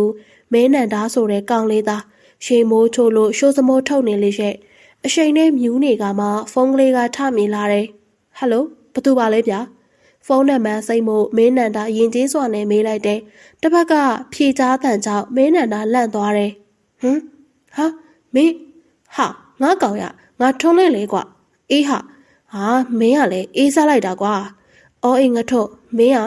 ဟုတ်တယ်ငါကောင်ရေငါမြန်မာနိုင်ငံခဏပြန်လာတာအော်ဒီလိုလားအေးကွာငါလည်းမင်းဆိုတာသိလိုက်ပြီးလန့်သွားတာကွာ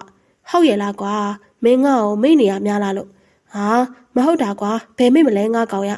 အေးပါကွာဒါနဲ့ငါမင်းကိုသွားသေးရဲ့တီတီတို့ကမင်းကျေးလက်တော်ရွာပရဟိတလူသားသွားလို့နေကြတယ်ဆိုဟုတ်တယ်ဟာမင်းလာလဲပါလားအောင်မယ်မင်းပြောကြမလို့ပါဘူးကွာအခုပဲငါမင်းစီပေါင်းလာနေပြီဟာဟဲ့မင်းဟာမြန်လာပါလားအေးမြန်ပဲကွာအေးပါကွာအေးငါစောင့်နေမယ်โอเคငါလာပြီမင်းစောင့်နေတော့ကောင်းပြီငါထုံးမဲနန္ဒာဖုန်းကိုချလိုက်သလိုတက်ပြင်းလဲတစ်ချက်ချလိုက်မိရဲ့သူသွားเสียရှိအောင်မသွားနိုင်တော့မဲနန္ဒာဖုန်းကိုဖွင့်ကငထုံဖုန်းနံပါတ်ကိုမှတ်ထားရန်ပြင်လိုက်တယ်ငထုံဆိုသူကမမဝိုင်တငယ်ချင်းမမနွယ်ရဲ့မောင်ရင်းဖြစ်သူပါကျောင်းတူတက်ခဲ့ကြတော့လဲမိသားစုပယောကအကြောင်းပြုလို့အလုပ်ပြောင်းလုပ်နေရသူ US မှာရှိရဲ့မိဘတွေစီကနေကုမ္ပဏီကိုလွှဲပြောင်းရှုကစီးပွားရေးသမားလုပ်ခဲ့သူပါမင်းနန္ဒာလည်းငထုံအကြောင်းပြန်တွေးမိရဲ့ဖုန်းခေါ်ဆိုမှုကိုကြည့်မိလိုက်စဉ်အချိန်ချင်းခါခါခေါ်ဆိုထားသောဖုန်းနံပါတ်အစိမ်းတစ်ခုကိုတွေ့လိုက်တယ်ဒါဘသူများပါလဲညကခေါ်ထားပဲမဲနန္ဒာဖုန်းနံပါတ်ကိုနှိပ်ကခေါ်ကြည့်လိုက်တယ်ပထမတစ်ခေါက်ခေါ်တော့မရနောက်တစ်ခေါက်ခေါ်ကြည့်လိုက်တယ်ဖုန်းကင်နေဟယ်လိုဟုတ်မင်းလားဒါဘသူဟိုမင်းရဲ့မမလေးမမင်းသိချစ်တဲ့မမဝိုင်လေးဗျာပါလေလန့်သွားလားမလန့်ပါနဲ့မမမင်းကိုသတိရလို့ပါမမဝိုင်ဟုတ်လားဟုတ်တာမှတိတ်ဟုတ်မင်းရဲ့မင်းနဲ့လက်ထက်ရမယ်မိန်းမလေးဟာဗျာပါလေမင်းမမကိုရှောင်ထွက်ပြေးတာမဝသေးဘူးလားဟုတ်လားစိတ်ချမမမင်းနောက်ကိုဒီရရှိရှောက်အမြဲလိုက်ရှာလိုက်မယ်ဒါပဲနော်ဖုန်းချသွားလိမ့်ပြီးမဲနန္ဒာအယုတ်ကျိုးပြတ်သလိုဖြစ်ကတမ်းမြင့်သူပုံလေးရသားလဲကြသွားတယ်ပြီးရနောက်အဲ့ရကတင်လေးနာဖင်တရုပ်ဆွဲကတ်သွားကဒူလေးနှစ်ဖက်ထောင်ပြီးလက်ကလေးဖြင့်ပိုက်ထားလိုက်တယ်မျက်လုံးကလည်းတမ်းမြင့်ကိုကြောင်ကြောင်လေးငေးကြည့်ကဇောချွေးတို့ပြန်လာလေတယ်မဲနန္ဒာဝိုင်းဆိုတဲ့မိန်းမကိုလက်မိရဲ့ကြိုတင်ပြင်ဆင်ထားတဲ့အစီအစဉ်ပြတ်ကုန်နေပြီးမဲနန္ဒာထိုင်ရမှမထဝင်တော့ဒါပေမဲ့လည်းမဲနန္ဒာနှလုံးသားခုန်တမ်းမှသစဉ်အသွေးပုံရိပ်တို့မှာဂူးလေးရဲ့ပုံရိပ်ရောင်တို့ပုံပေါ်လာလေတယ်ဂူးလေးမျက်နှာကိုမြင်အောင်မိရနဲ့မဲနန္ဒာဦးကောင်းလေးကိုမော်လိုက်တယ်အပေါ်ဝေးအင်ကြီးကိုရှူလိုက်ကစေအိတ်လေးရှူရေးစေကန်းလေးမှထွက်လာခဲ့လိုက်တယ်အပေါဟောင်းလုံးနဲ့စေကန်းဟာကြံရစ်ခဲ့နေတယ်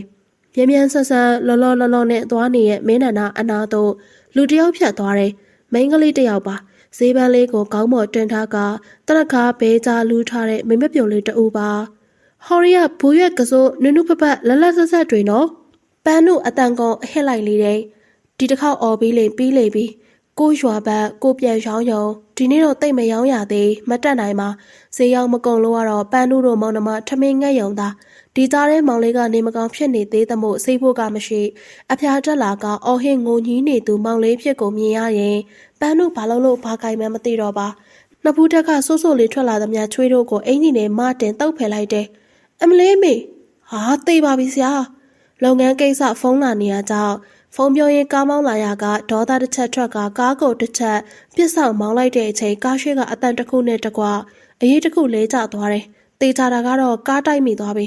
ထုံးလေးကားပေါ်မှာအမြန်ဆင်းလာလိုက်တယ်ကားရှိပြေးကအမြန်သွားကြည့်ရခါမိန်းကလေးတယောက်ဒူးကိုဖိနှိပ်ကညင်းညူနေရှာတယ်ခိုင်းမိသွားဟန်တူးလေတယ်ဒါဟာကို့အပြစ်ပါ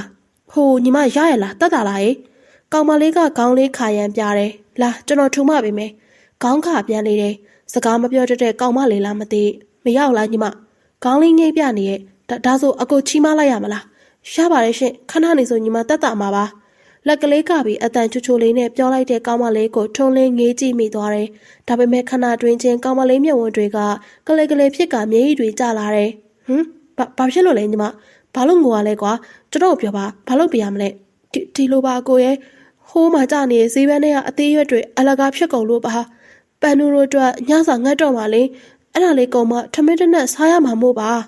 ဟောဒါများဗျာဒီလိုလို့အဲ့ဈေးဘန်းအတွက်ကျွန်တော်လျှော်ပေးပါမယ်ဟုတ်ပြီလားဘယ်လောက်လဲတကယ်လားဟဲ့တကယ်လျှော်ပေးမှာလားကျေးဇူးပါကိုရဲ့တကယ်ပေါ့ကွာကဲဘယ်လောက်လဲပြော2000ကြီးတောင်ရှင့်2000ဟုတ်လားသနာကမရှုပ်ကလေးနဲ့ဖြူစင်တန်ရှင်းလို့နဲ့အလှလေးနဲ့ကောင်းမလေးကိုထုံးလင်းအံ့အားသင့်စွာကြည့်နေမိရဲ့ပတ်စံလေး2000မရေတရေလေးတောင်းနေရှာသူလေဟုတ်ညာသွားလို့လားအင်းကိုဒါပန်းတို့ညာတောင်းတာမဟုတ်ပါဘူးအကိုမပေးချင်လဲရှားပါတယ်ရှင့်ဟာမဟုတ်ပါဘူးကွာကျွန်တော်ကကြောက်ခိုက်မိသွားတာပဲမဟုတ်ပါဘူးပန်းတို့ကဘာမှမဖြစ်ပါဘူးဟိုကိုသွားဆက်ရှိရသွားလေမျက်လုံးလေးပြိုးကချစ်စရာကောင်းလာပါတဲ့တောကကောင်းမလေးကိုကြည့်မိလေးတခါမှမခံစားခဲ့ဘူးတဲ့ခံစားချက်အတွက်တွန်းလင်းရှင်ခုန်နေမိရဲ့ဒါကြောင့်ပတ်စံအိတ်ကိုထုတ်ကတောင်းကြော်လောက်ကိုထုတ်လိုက်တယ်ရော့ဒီမှာညီမအတွက်ဒါကအများကြီးဟိုအနှုတ်မပါလို့လားရင်1000လဲပါလေ1000ပဲပေးပါပန်းတို့ကနောက်နေ့ရေးစရာမရှိလို့တောင်းရတာပါရှင်ပြီးတော့ဒါတွေပြန်ကောက်ရဲရပါမယ်ပန်းတို့ငရေကြီးမှဆိုလို့ပါဟိုကို900တန်လေးပါရင်ပေးပါဟိုကွယ်တနာစရာပါလားဒီမှာညီမယူထားလိုက်ရော့ဒီလောက်ကကျွန်တော်အတွက်ဆက်လိုက်ဖို့တော့မရှိပါဘူးရော့ယူနော်ထုံလင်းကောင်မလေးလက်ကိုဆွဲကင်ကလက်ထဲကိုထည့်ပေးမိလိုက်တယ်ကင်ထတော့ညီမမရလဲကျွန်တော်ကလည်းလိုက်ပို့ပေးမယ်ရှင်ရပါတယ်ရှင်ထုံလင်းကောင်မလေးကိုဆွဲကိုမပေးလိုက်တယ်ကောင်မလေးခြေချင်းဝင်တာကသွေးစားတော့ကိုမြင်လိုက်ရတယ်ညီမခြေထောက်မှာသွေးတယ်ဟုတ်တယ်လေကိုဘာမှမဖြစ်ပါဘူးပုံမဲ့ရုံလောက်ပါဟာမဖြစ်ပါဘူးလာကျွန်တော်ချီပွေးခေါ်မယ်တငယ်ချင်းစေးကန်းရှိရယ်ပန်းတို့စကားကိုပဲကောင်းကောင်းမပြောလိုက်ရကားဘော်ကိုရောက်နေလေပြီးဘာမှလည်းမပြောရဲသစိမ့်မလားဒါပေမဲ့ပန်းတို့စိတ်ထဲမှာတော့အလိုလိုရှင်းနေတယောက်ဩဒါနဲ့ကျွန်တော်နာမည်ကထုံးလဲမှာဟုတ်ကဲ့ရှင့်ညီမနာမည်ကပါတယ်ဟုတ်ကဲ့ပန်းတို့လို့ခေါ်ပါတယ်ရှင့်ဟုတ်ပါပြီကျွန်တော်ခုနကတိုက်မိသွားတာတောင်းပန်ပါတယ်ဗျာရပါတယ်ပန်းတို့ဘာမှမဖြစ်ပါဘူးဖြစ်နိုင်စေကန်းကိုမသွားပါနဲ့လားကိုရဲ့ဟာဘာလို့လဲပတ်စံကုန်မှာဆိုရလားထုံးလင်းပေါ့လေးပြောထားလိုက်တယ်ဒါပေမဲ့လို့ပန်းနုလေးမျက်နှာညှိုးသွားတယ်။သူလေးမှန်တကယ်စိုးရိမ်နေဟန်တူတဲ့။ sorry ညီမကျွန်တော်ဒီတိုင်းပြောလိုက်တာပါ။စိတ်ကြပါကွာဆေးဘိုးဝါကအလကားပါ။ကျွန်တော်တငယ်ချင်းဆေးကန်လေဒီကောင်ကပရဟိတလာကုပေးနေအောင်။ဟောပြောရင်းဆိုရင်ရောက်ပြီ။ဒါတာနီရွာကျေးလက်ဆေးပေးကမ်းမယ်။ဟုတ်လား။ကဲဒါဆိုလားကျွန်တော်ပွေ့ခေါ်မယ်။တမျိုးတော့မထင်နဲ့ကွယ်ချီပြီနော်။ထုံးလေးကောင်မလေးကိုပွေ့ချီကအရန်သိမ့်ဖွင့်ထားတဲ့ဆေးကန်ထဲသို့ဝင်လိုက်တယ်။ပန်းနုခမရတော့အပြိုရိုင်းလေးထင်ပါရဲ့။ပအိုလေးတွေရဲနေသွေးကရှက်နဲ့ခေါင်းလေးကိုတစ်ဖက်သို့ဆောင်းထားတယ်။ပန်းတို့ကိုစေကန်းကတင်လေးထပ်အသားလေးချပေးလိုက်တယ်။ငမင်းဟဲ့ငမင်းဟာဒီကောင်ပဲသွားပါလေ။တွန်လေးမင်းနဲ့နာကိုလိုက်ရှာကြည့်ပေမဲ့မတွေ့မိဖုန်းကိုထုတ်ကဖုန်းခေါ်လိုက်တယ်။ဖုန်းဝင်သွားတယ်။ဖုန်းမြည်တမ်းမှာကို့ပေးနာမှာဟာ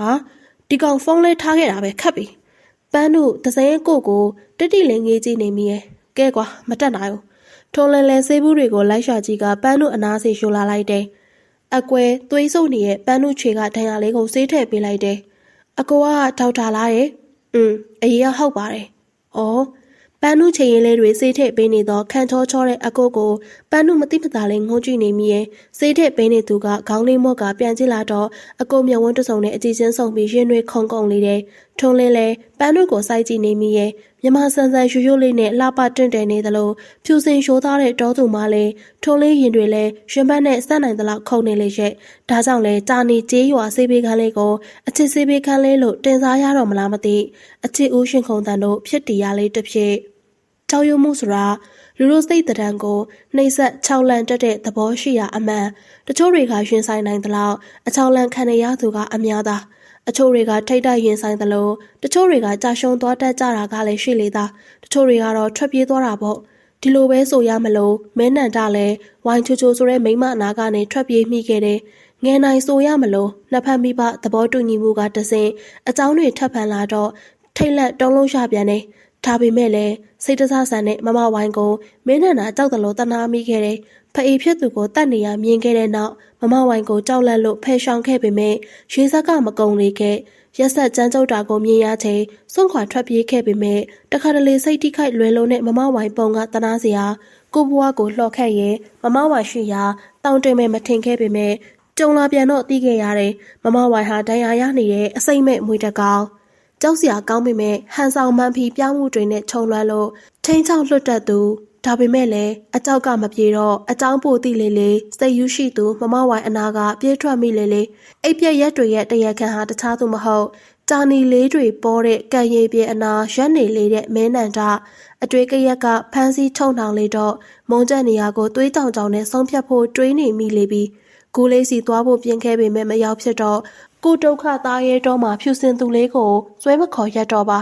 မဲနန္ဒတပ်ပြင်းတစ်ချက်ချလိုက်တယ်စေးကြောင်းသောဘဝတခွဲခန်းထဲမှာထပ်မံမြင်ခဲ့ရတဲ့မမဝိုင်ပုံစံကိုမြင်လာမိချိန်တငယ်ချင်းမတယောက်ကိုဖမ်းချုပ်လို့လေကွန်ဓာတ်နဲ့ပြောင်ချော်ချော်လှုပ်လှီးနေသူစိတ်တဆလူသက်သမားလိုစားနောက်လှီးပြပေမဲ့မပြောလဲသိနေတာကမမဝိုင်ဟာမဲနန္ဒကိုတတ်ချင်နေရဆိုတာကိုသာ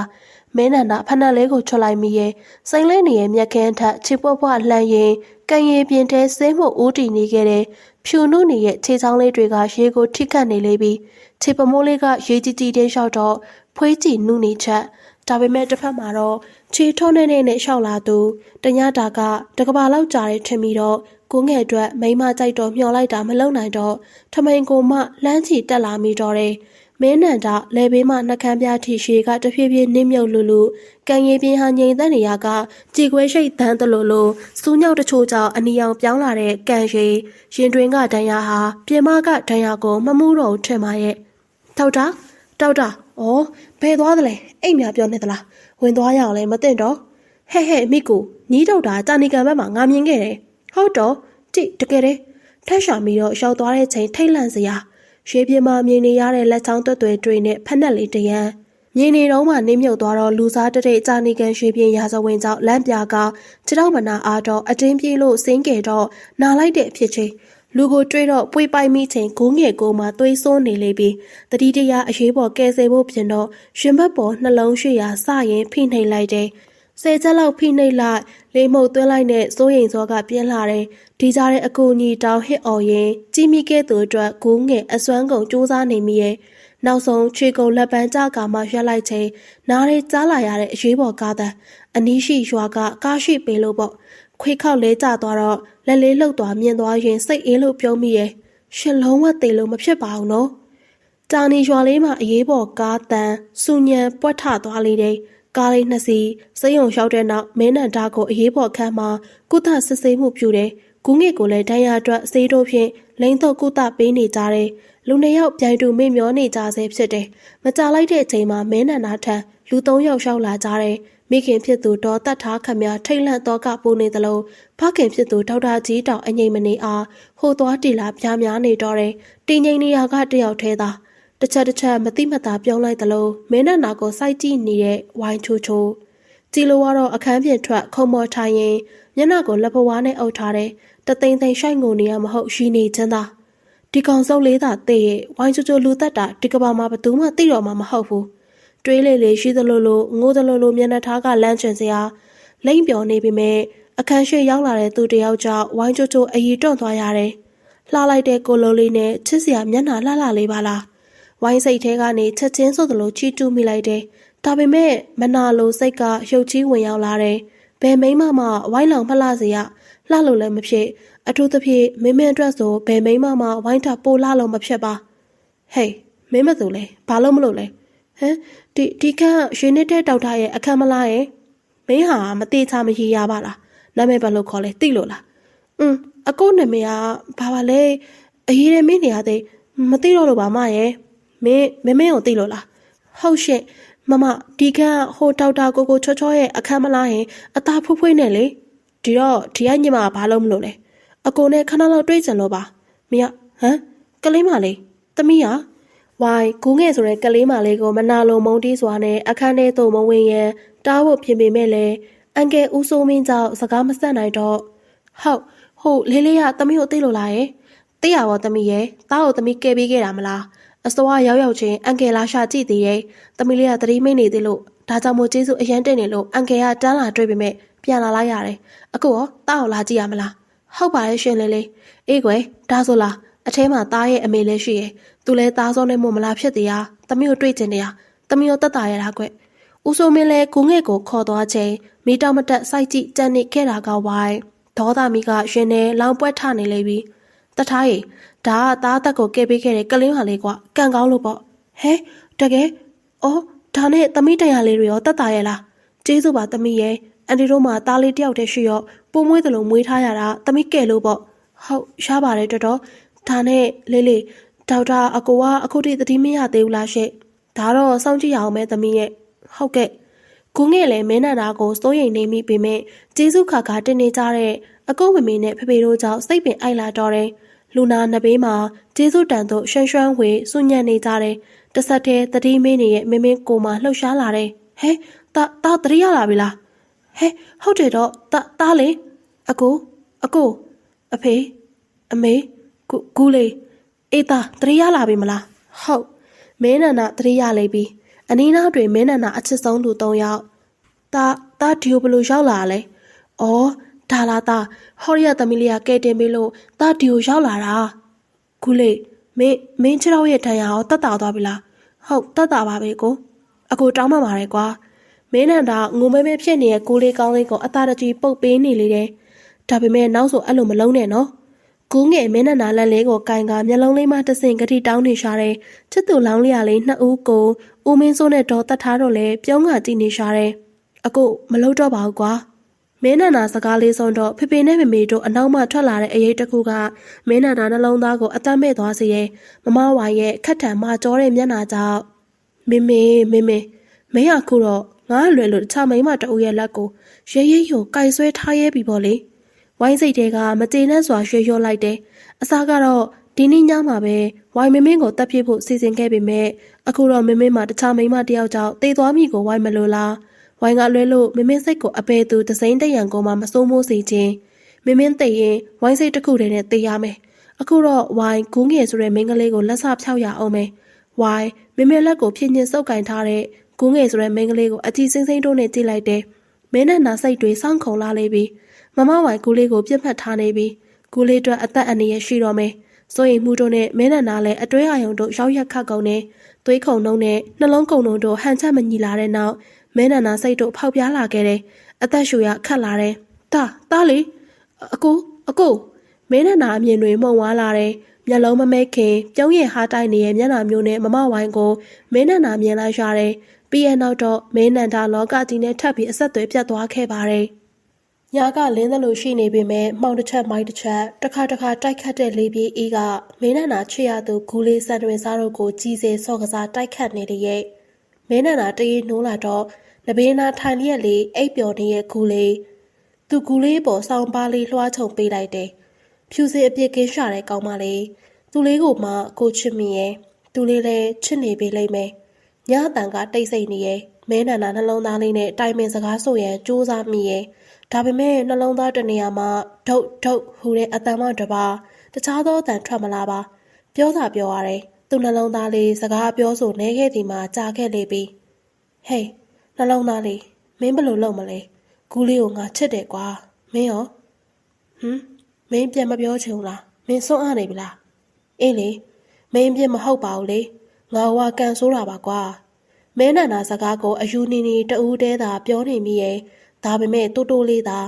ရုတ်တရက်ဆိုသလိုခေါင်းရင်းနားမှပန်းအိုးလေးစီတို့မဲနန္ဒာကြည့်မိသွားတယ်နှင်းစီပန်းတို့ထိုးဆိုင်ထားတဲ့ပန်းအိုးလေးထူးခြားမှုမရှိတာကပန်းကလေးအောက်ရှိစာရွက်အဖြူထောက်လေးပါနှလုံးသားသေးချက်ချင်းဆိုသလိုအဖျားတက်သွားပြီးရင်ခုန်တုံတို့စောက်တိုးလာခဲ့လေပြီးချက်ချင်းလက်ငယ်မယူရဲမိလက်တို့ပင်တုံဆိုင်နေရဲ့ဒါပေမဲ့လည်းမဖြစ်သေးမင်းနန္ဒာစာရွက်ခောက်ကိုတုံဆုပ်ကယူလိုက်ပြီးရဲ့ဒီလက်ရေးဟာ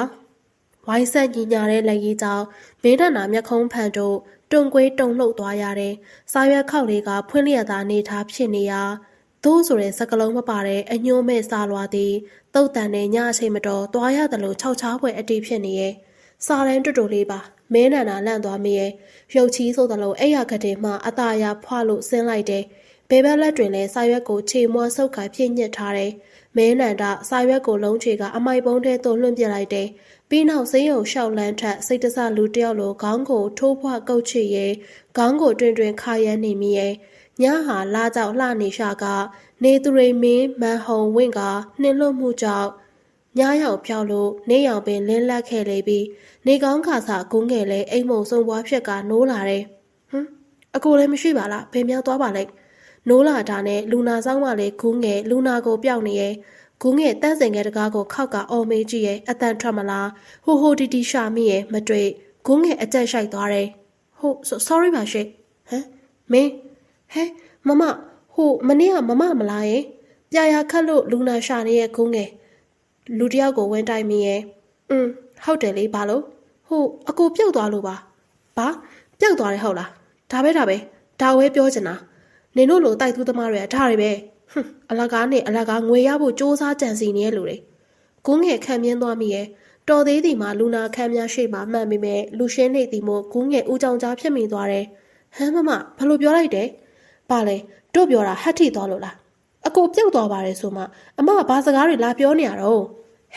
တို့ပြောချင်တာနင်တို့လိုလမ်းဘေးကျင်တွေကဒီလိုမလားကဲအချိန်ကုန်လူပင်မန်းနဲ့ဟန်ဆောင်တာပလီပလာတွေလာလုံးနေနဲ့ပြောနင်ဘလောက်လိုလဲပေးမယ်မင်းကိုထုတ်ပေးရှင်ဘာပြောတယ်တို့ပြောတာနားမလည်ဘူးလားဒါမှမဟုတ်ဒရမာတွေလာလုံးနေရလားအရှင်တွေရိုက်ချင်နေရလားဒီမှာအမရှင်ပြောတာတော်တော်လုံးနေပြီနော်အိုးတို့ကလုံးနေဟုတ်လားဒီမှာရှင်ကုန်းငယ်ကိုဆွဆွဲလို့လှောင်လို့ရီလို့ဝပြီမလားအော်ဒီကလေးမနဲ့ဒီမှာ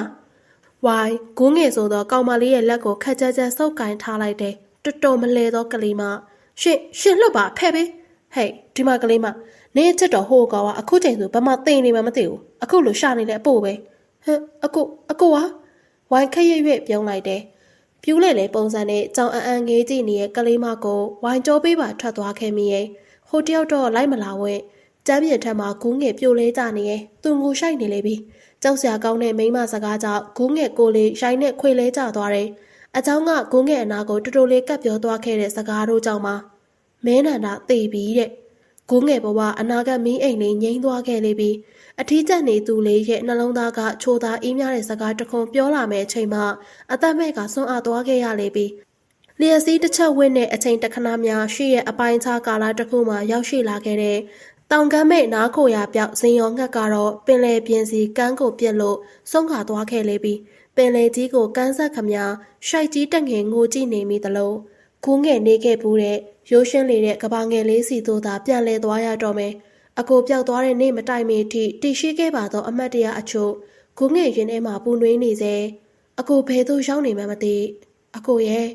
အမည်နာမတစ်ခုတော့ဆွဲလန်းတတပြီးမငိုနိုင်တဲ့အဖြစ်ပါလားနှလုံးသားတစ်ခုငိုနေရဲ့အဝေးတနေရာမှာနှလုံးသားတစ်စုံလဲကြေကွဲနာကျင်နေရဲ့မတူကွာဝေးသောနှလုံးသားတို့ကချစ်ချင်းတရားကိုအစိမ့်သက်သက်အဆုံးစီရင်နေကြတယ်ကြာညောင်းရှည်လျားစွာနှောင်တွေရစ်ခဲ့သောနှလုံးသားတစ်စုံသည်အမုန်းတရားနှင့်အဆုံးစီရင်ခံရသလိုနှုတ်ထွေးပြိုမြင့်တဲ့နှလုံးသားတစ်ခုသည်လည်းနှလုံးသားအစီရန်ဖြစ်ခဲ့မှုကြောင့်အနာတရားဖြစ်ရလေပြီနှလုံးသားနှစ်ခုစစ်ပွဲကြောင့်နှလုံးသားများစွာလည်းအသက်မဲခဲ့လေပြီမြေတစင်းရဲ့လှိုင်းရဲ့အလင်းကြောမှာတစုံတစ်ခုမျောပါစုံစင်းလာချေသည်မြည်ရည်ပြင်မှာမျောပါလာတဲ့ဆိုရမှာထက်ကုခတ်နေသည်ဆိုရင်ပိုလို့မှန်တယ်ကဲပါဦးဗျယောက်ျားပြိုတယောက်ရဲ့အတန်မှာမြုပ်ချီပေါ်ချီဖြစ်နေရဲ့အနောက်တွင်လည်းမော်တော်ဆက်လေတန်းတို့တစားကြားနေရတယ်ဆက်လေတန်းတို့တဖြည်းဖြည်းနီးကပ်လာတယ်ကဲပါဆက်လေပေါ်မှာလူတချို့ကုခတ်နေတဲ့လူကိုလှေထက်မှလှမ်းခါရှိုင်းနှက်နေတယ်ပြီးနောက်မိမျောသွားဟန်တူတဲ့အရိုက်ခံရသူကိုလှေပေါ်ဆွဲတင်မကခေါ်ဆောင်သွားကြတယ်ရိုက်ပုတ်ခံရတဲ့သူရဲ့ဦးကောင်းတွင်ကသွေးတန်ရဲနဲ့ညာကတိတ်ဆိတ်နေလေပြီးတုတ်မလို့လူတယောက်ရှိုင်းတိရိုင်တိုင်းရှောင်းလန်းနေရဲ့မှောင်မဲမိုက်နက်နေရဲ့ညတကောင်မှာပေါ့ဒီနေ့ညဟာအတမ်းမဲနေသလိုလိုလမ်းမေးကခွေးလင့်တကောင်မဲတတန်လူကိုရောင်ကန်းထဟောင်းနေဒီတော့အလေလွဲ့နှလုံးသားတစ်ခုကလမ်းတုံတလို့ဖြစ်လိုက်ပေမဲ့အလေးမမူအားမန်ဝင်းလို့ရှေ့ဆက်သွားရင်လမ်းကိုမမှန်လေးရှောက်သွားနေတယ်သူ့မှာအိမ်အားတော့မရှိတော့ပေမဲ့နှလုံးသားတစ်ခုသာဒဏ်ရာလွတ်ပြီးခန္ဓာကိုယ်အနှံ့ပြင်းထန်တဲ့တရားတို့ကနေရာယူရက်ဆက်ထားတယ်ဟယ်လိုအကြိမ်ကြိမ်များစွာအေးတကြီးခေါ်မိပေမဲ့ဖြေချားသူမဲနေရဲ့ခက်တဲ့ကြားနေမိရဲ့ခြေတံတို့လည်းတစားနီးကပ်လာခဲ့ပြီးတစ်ဖက်တနေရာစီကအတန်တစ်ခုကိုကြားလိုက်ရတဲ့နောက်အားပြို့ရင်ခွေကျသွားခဲ့တယ်။ညရဲ့အလင်းရောင်ကတောင်ဆွေကြားကနေအနီရောင်အစားတစ်ခုကိုဆွဲယူထုတ်နေလေပြီးလင်းအာယုံဦးအယောင်အဝါကမှန်လှစ်လို့တရိပ်ဖြာတောက်လာခဲ့လေပြီး အဲကန်နဲ့မီတောင်မတက်ကြည့်နေရဲ့မျက်ဝန်းတစုံနဲ့မိမက်ပြိုတအူခွန်အားကြီးရဲ့ရှောက်ကြားသားတို့ပါးပြင်ကိုမညာမသာလွှဲရိုက်နေရဲ့အတုံးမကြတဲ့ကောင်နဲ့နင်တို့တော်တော်အထုပိန်းနေကြပါလားဟမ်ဝိုင်လက်ညှိုးကောင်းကောက်ထိုးလို့လက်ပါစိတ်လူမိုင်းတချို့ကိုစူးစဲအောငောင်းနေရဲ့အထင်နဲ့မြင်လက်တွေမှာလွဲခဲ့တဲ့အပြည့်အတွက်သူတို့လည်းဘာမှပြန်လို့မတုံ့ပြန်ဝန်ကြတရေသူကလည်းတေသွားခဲ့ပြီနင်တို့အောင်းနောက်တွေကလေနည်းနည်းလေးတစ်စက်ကလေးမှမတွေးမိဘူးလားဟမ်ငါပြောရတဲ့ထဲမှာသူ့ကိုတိုက်ရမယ်လို့ပါလို့လားဟမ်ပြောကြစမ်းပါဟိုမမလေးဒီကောင်ကထွက်ပြေးသွားတော့နည်းနည်းထေလုံလက်လို့ဖြစ်ကုန်တာပါတော်စမ်းခေါင်းဆောင်ဖြစ်သူလူပေငိန်ကြသွားတယ်ထပ်မပြောရဲလူပေမမလေးအကြောင်းကိုတေချာသိရဲ့လက်မတွန့်လူသက်သမားဖြစ်တယ်လို့ကိုယ်တိုင်လက်ဖျားခါကြောက်ရသူမို့စိတ်မလို့ရင်မလို့တယ်လို့လက်ညှိုးလေးတစ်ချက်ကွင်းလို့လူတယောက်ဘဝကိုအဆုံးသတ်ပေးတတ်သူဒီမှာ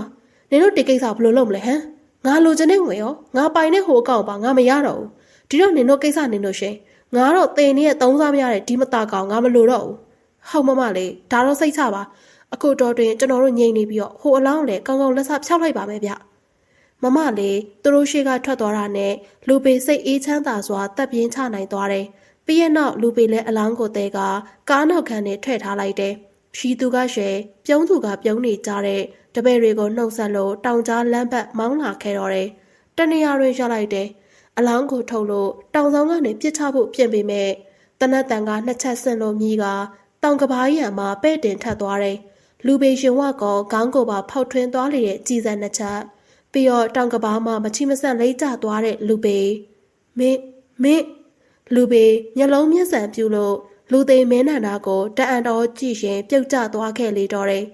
လူစိုးကောင်တယောက်စီကကြံခဲ့သလားမပြောတတ်တနက်တလက်ကဆိုက်မြိုက်မင်းနန္ဒာလက်ဝယ်ရရှိထားခဲ့တယ်ကျိုးဖြီထားသလိုအရန်တဲ့အသက်ဘေးကရုံးထွက်နိုင်ဖို့စ조사မိခဲ့တယ်ဒေါက်တာလေးမင်းနန္ဒာမသေးသေးကိုင်မိထားတဲ့ကြောက်တုံးဖူလေးကိုမင်းနန္ဒာအသေးအတန်ကုတ်တွေတက်နေခဲ့တယ်အိမ်နဲ့အထုံမခံရပေမဲ့မွန်းချက်နေခဲ့တော့ခွန်အားကမရှိဒီတော့ခက်တေးတေးလေးဆွဲကုတ်တွေတက်နေရကမဲနန္ဒာခြေချော်ကခြုံတွေပိတ်ပေါင်းများစွာရှိရာတောင်အောက်သို့ကျသွားလေတော့တယ်တော်ကြီးမျက်မဲထဲမှာနှလုံးသားနှစ်ခုအသက်မဲ့နေကြလေပြီထင်ရဲ့ဒါပေမဲ့လို့ကြာလေးရေဟဲ့ကြာလေးဟောဒီကောင်လေးဘယ်ပြေးသလဲပန်းတို့လေခေါင်းမိတောက်နေရရှာတယ်တောင်ပေါ်တက်လို့အသေးရွက်ခိုးလာတော့ကလေးသာရှိသေးရဲ့ကြာလေးအလွန်တရာပြေးစော့ကစားနေခဲ့တယ်ဒီတော့မသိလိုက်မသိဖာသာချိန်တွင်းမှာပဲပန်းတို့မောင်ဖြစ်သူကိုရှာမတွေ့တော့ကြာလေးထမိန်စုပ်လေးမကနဲ့ပန်းတို့ခမမောင်ဖြစ်သူအားအပူတပြင်းရှာနေမိရဲ့တော်တော်နဲ့ရှာမတွေ့ကြာလေးဟဲ့ကြာလေးမေးပမာလဲကွမမကိုအတန်လေးပေးအောင်လေကြာလေးရေဗျာမမတားဒီမှာဒါမောင်လေးတန်ပါလားပန်းတို့တန်ကြားရတော့အပြေးလေးလောလို့သွားခဲ့တယ်ဒါပေမဲ့မြင်လိုက်ရတာကအထိုးဆန်းဖြစ်စရာမောင်လေးကလူတယောက်နားမှာငုတ်တုတ်လေးထိုင်နေတယ်တေချာမြင်ပြီးတော့သွေးလေးကပ်ပြီးရုပ်ပြက်စင်ပြက်ဖြစ်နေတဲ့ပုံပန်းသွင့်ပြင်းတဲ့ယောက်ျားတစ်ယောက်အနီးနားရောက်လာလေပန်းတို့ရင်တွေတက်လက်ခုံလာလေဖြစ်တယ်ရင်လေးကိုဖိရဲဒဇိုင်းနာကပ်မိသွားတယ်ဟဲတိမ်များတိတ်ပြီလားဟာမမလည်းဗျာဒီလူကမသေးသေးပါဘူးအသက်ရှူသေးရဲ့နည်းနည်းလေးပန်းတို့ဒဇိန်းလူနှာခေါင်းသားကနေအသက်ရှူမရှူချက်ချင်းလှမ်းဆန့်လိုက်တယ်နှလုံးလဲခုန်သေးရမို့မသေးသေးရဲ့လူမမလက်ကလေးကိုပုတ်ကကြာလေမဖြစ်သူကိုခေါ်ကြည့်ပေးမယ်လေခေါ်မရမမဘာရီများတွေးနေတယ်လေပေါ့မမလို့ဟမ်အေးပါဘာလို့လဲကြာလေ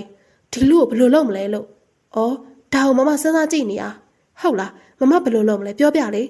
မောင်လေးခက်များမျောလင်းချက်အယောင်တန်းနဲ့မျက်ဝန်းတစုံနဲ့ပန်းတို့ကိုကြည့်နေရှာတယ်မမတို့မှလည်းညံ့နေရတာလေကွယ်ဒီလူကိုကယ်ဖို့ကစားဖို့ကျွေးဖို့စိတ်ကူပေးဖို့လိုသေးရဲ့မောင်လေးရဲ့ဒါလားတာမစားလေဒီဦးကြီးကိုကျွေးလိုက်ပါမောင်လေးရဲ့မမရဲ့ကယ်လိုက်ပါနော်လို့မမစဉ်းစားပြစေကွယ်ကြာလေးပန်းတို့လက်ကိုလာပြီးကင်ဆွဲကုတ်တွေလို့တနာစရာလေးလုံနေရှာတယ်ပန်းတို့လည်းကျန်တာတက်တဲ့မောင်လေးစိတ်ထားလေးကိုမပြတ်စည်းစေလိုတာကြောင့်လဲကျဒဏ်ရာရနေတဲ့လူကိုကယ်ဖို့သာဆုံးဖြတ်လိုက်တယ်တွင်းနေခိုက်မြင်လိုက်ရှာတာကမောင်လေးပန်းတို့ပခုံးလေးကိုအခါပုတ်ကမျက်လုံးမျက်စံပြူလို့ပြောလာတယ်ပန်းတို့နောက်ကိုမဝစ်မရဲကြည့်လိုက်မိရဲ့လူတယောက်ဟိုတီစန်တဝါလက်ကားနဲ့ရှောက်လာနေရဲ့သူမမအဲ့လူကဘာတူလဲကြောက်စရာကြီးမျက်လုံးထဲမှာလည်းသွေးတွေရဲနေရမမလောက်ပါဦးတားတို့ပြေးစို့ဗျာလားကြားလေးရဲ့နေပါဦးလူရှိလားမင်းနန္ဒာနာကျင်လုံးစွာအော်ကြီးကခြေဦးတော်ရာရှောက်နေမိတယ် အတန်တချို့လည်းကြားတာမို့အပူတပြင်းနားကိုလမ်းဆွင့်ကထောနဲ့ရှာနေမိရဲ့မမရေလာသွားမယ်လို့အေးကွယ်နေပါဦးမောင်လေးရဲ့မမရသွားပါဆိုဆိုတာအေးလာသွားစို့ပန်းတို့ကြောင်ချောက်ချားဖြစ်ကထပြန်ပြေးမိရဲ့ကြာလေးမှအရွှေ့မှပြေးရကြောင်းပန်းတို့လည်းအပြေးလိုက်ခဲ့မိရဲ့ဟိုလူကိုပန်းတို့ထားရခဲ့မိလေတဲ့ထိတ်လန့်စရာကြီးကပန်းတို့ကိုအတော်ကြီးကိုကြောက်လန့်စေခဲ့တယ်ပန်းတို့ပြန်ရောက်တာနဲ့ကြောက်လန့်မှုတို့ပြေရော့သွားခဲ့ရတယ်ဒါပေမဲ့လည်းကြာလေးမှလန့်ဖြားပြန်ဖြားတော့တယ်ပန်းတို့မောင်ဖြစ်သူအားရေပတ်လေးတိုက်လို့ပြုစုပေးနေခိုင်းကားရက်တန်ကြားလိုက်တယ်ဟာပန်းတို့ညီလေးနေမကောင်းလားအကိုထုံးမလားအကိုမင်းကဖြေပါအောင်ကွညီလေးပါဖြစ်တာလေလို့မောင်လေးလန့်ဖြားသွားပါခဏပြစမ်းထုံးလင်းလေကြာလေးဆိုတဲ့ကလေးနှစ်ဖူးကိုအမြန်ဆန်းကင်ကြည့်မိလိုက်တယ်အပူအားကြည့်ပြီးကလေးမှတုံဖြားနေရှာတယ်ထုံးလင်းလေတငယ်ချင်းဖြစ်သူနိုင်ရေးကြောင့်ပန်းတို့စီလှည့်မလာနိုင်ခဲ့ဒီကလေးမလေးစေးဖို့မရှိလို့ကလေးကိုဖြစ်တယ်လို့ထားပြန်ပြီးထင်တယ်ကဲလားကလေးကပြင်းပြနေရမြန်ထသွားမယ်အကုတ်ကားပါတဲ့ဒါပေမဲ့လောက်ကွာဝေလေးပါလေထက်ထုံလင်းကလေးကိုပွေ့ချီလိုက်ပြီးပန်းတို့ကိုစိတ်မရှိစွာအော်ကားနဲ့ဈေးကန်းကိုအမြန်လာခဲ့လိုက်တယ်ပန်းတို့မျက်နှာလေးမှာစိုးထိတ်ရိတ်တန်းနေရဲ့ဒါပေမဲ့မောင်ဖြစ်သူအတွက်ပူပန်နေပုံမပေါ်ပန်းတို့ရှင်းကုန်ထုံညီလေးကဘာဖြစ်တာလ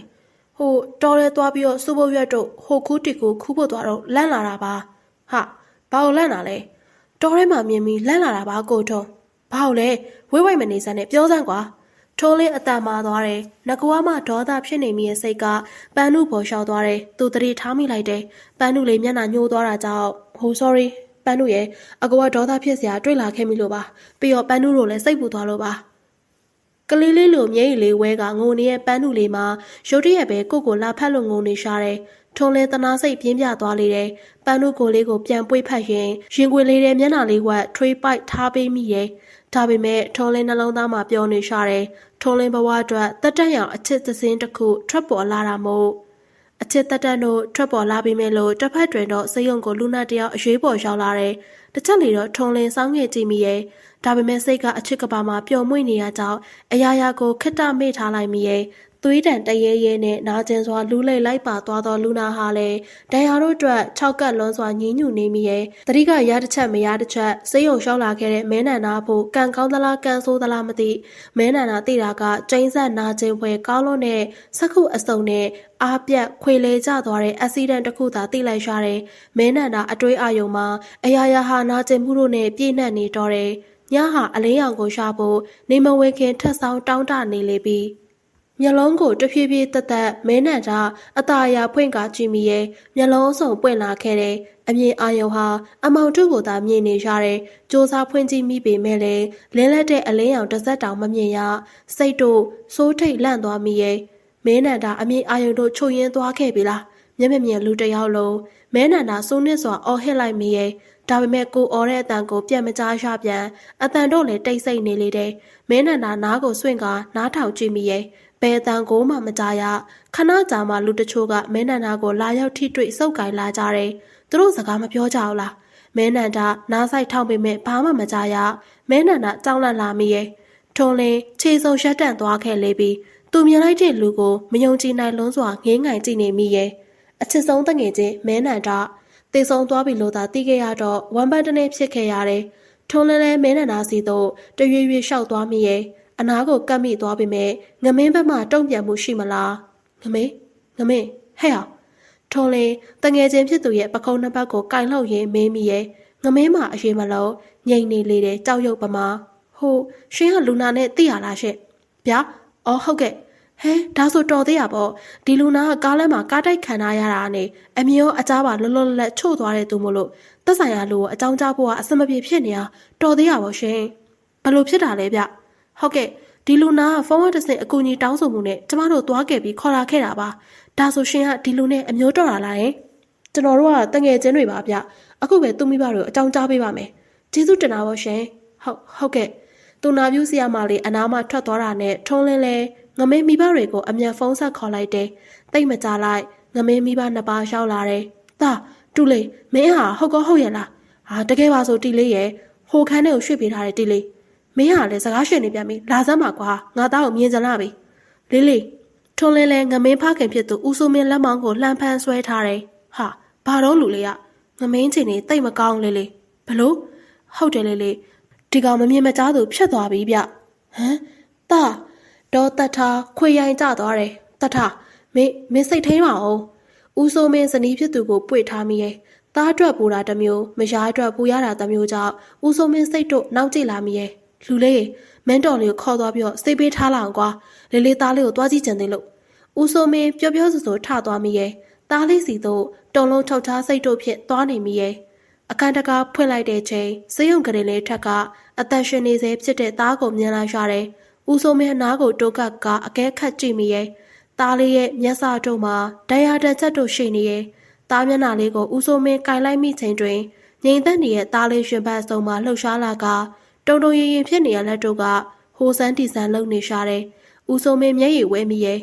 နှုတ်ဖျားမှလည်းမဝင်မရဲစွာဖြင့်သားကိုခေါ်ကြည့်မိရဲ့သားလေးဖေ့သားလေးထူးပါအောင်ကွမင်းနန္ဒနူးညံ့နှွေးထွေးရဲ့လက်ဆောင်ကြောင့်စိတ်ထဲနှွေးထွေးသွားတဲ့ခံစားချက်ကိုရှာသွားမိရဲ့နှွေးထွေးရဲ့လက်တစုံကိုမင်းနန္ဒမှတ်မိရဲ့ဒီလက်ဟာမင်းနန္ဒဘဝရဲ့ပဲကန်ရှင်ဖြစ်သူအဖေလက်မင်းနန္ဒဖေဖေကိုနေရအနှံ့လိုက်ဆန်းမိရာဖေဖေပါးပြင်သို့လက်ကလေးရောက်တဲ့ချိန်ဖေဖေပါးထက်မှဆိုးဆိုးနေတဲ့အရာတို့ကိုမင်းနန္ဒသတိပြုမိလိုက်တယ်မင်းနန္ဒတစ်ချက်လက်တွန့်သွားမိရဲ့ဖေဖေငိုနေပြီထူးချွန်ထက်မြက်လုံးနဲ့ဒေါက်တာဖြစ်သူဖေဖေကိုယ်တိုင်ကငိုနေလေပြီမင်းနန္ဒလက်ကလေးပင်အားအိမ်ဖြတ်တော့သွားခဲ့ပြီးအယုတ်ကျိုးပြတ်သလိုပုံရက်သားအနေထားပါခြေလေးစင်းထားရမှာဒူးလေးထောင်လိုက်ကလက်ကလေးနဲ့ပိုက်ထွေးလို့မင်းနန္ဒခေါင်းလေးငုတ်ကတဲကြီးမဲကြီးငိုရှိုက်မိလေတယ်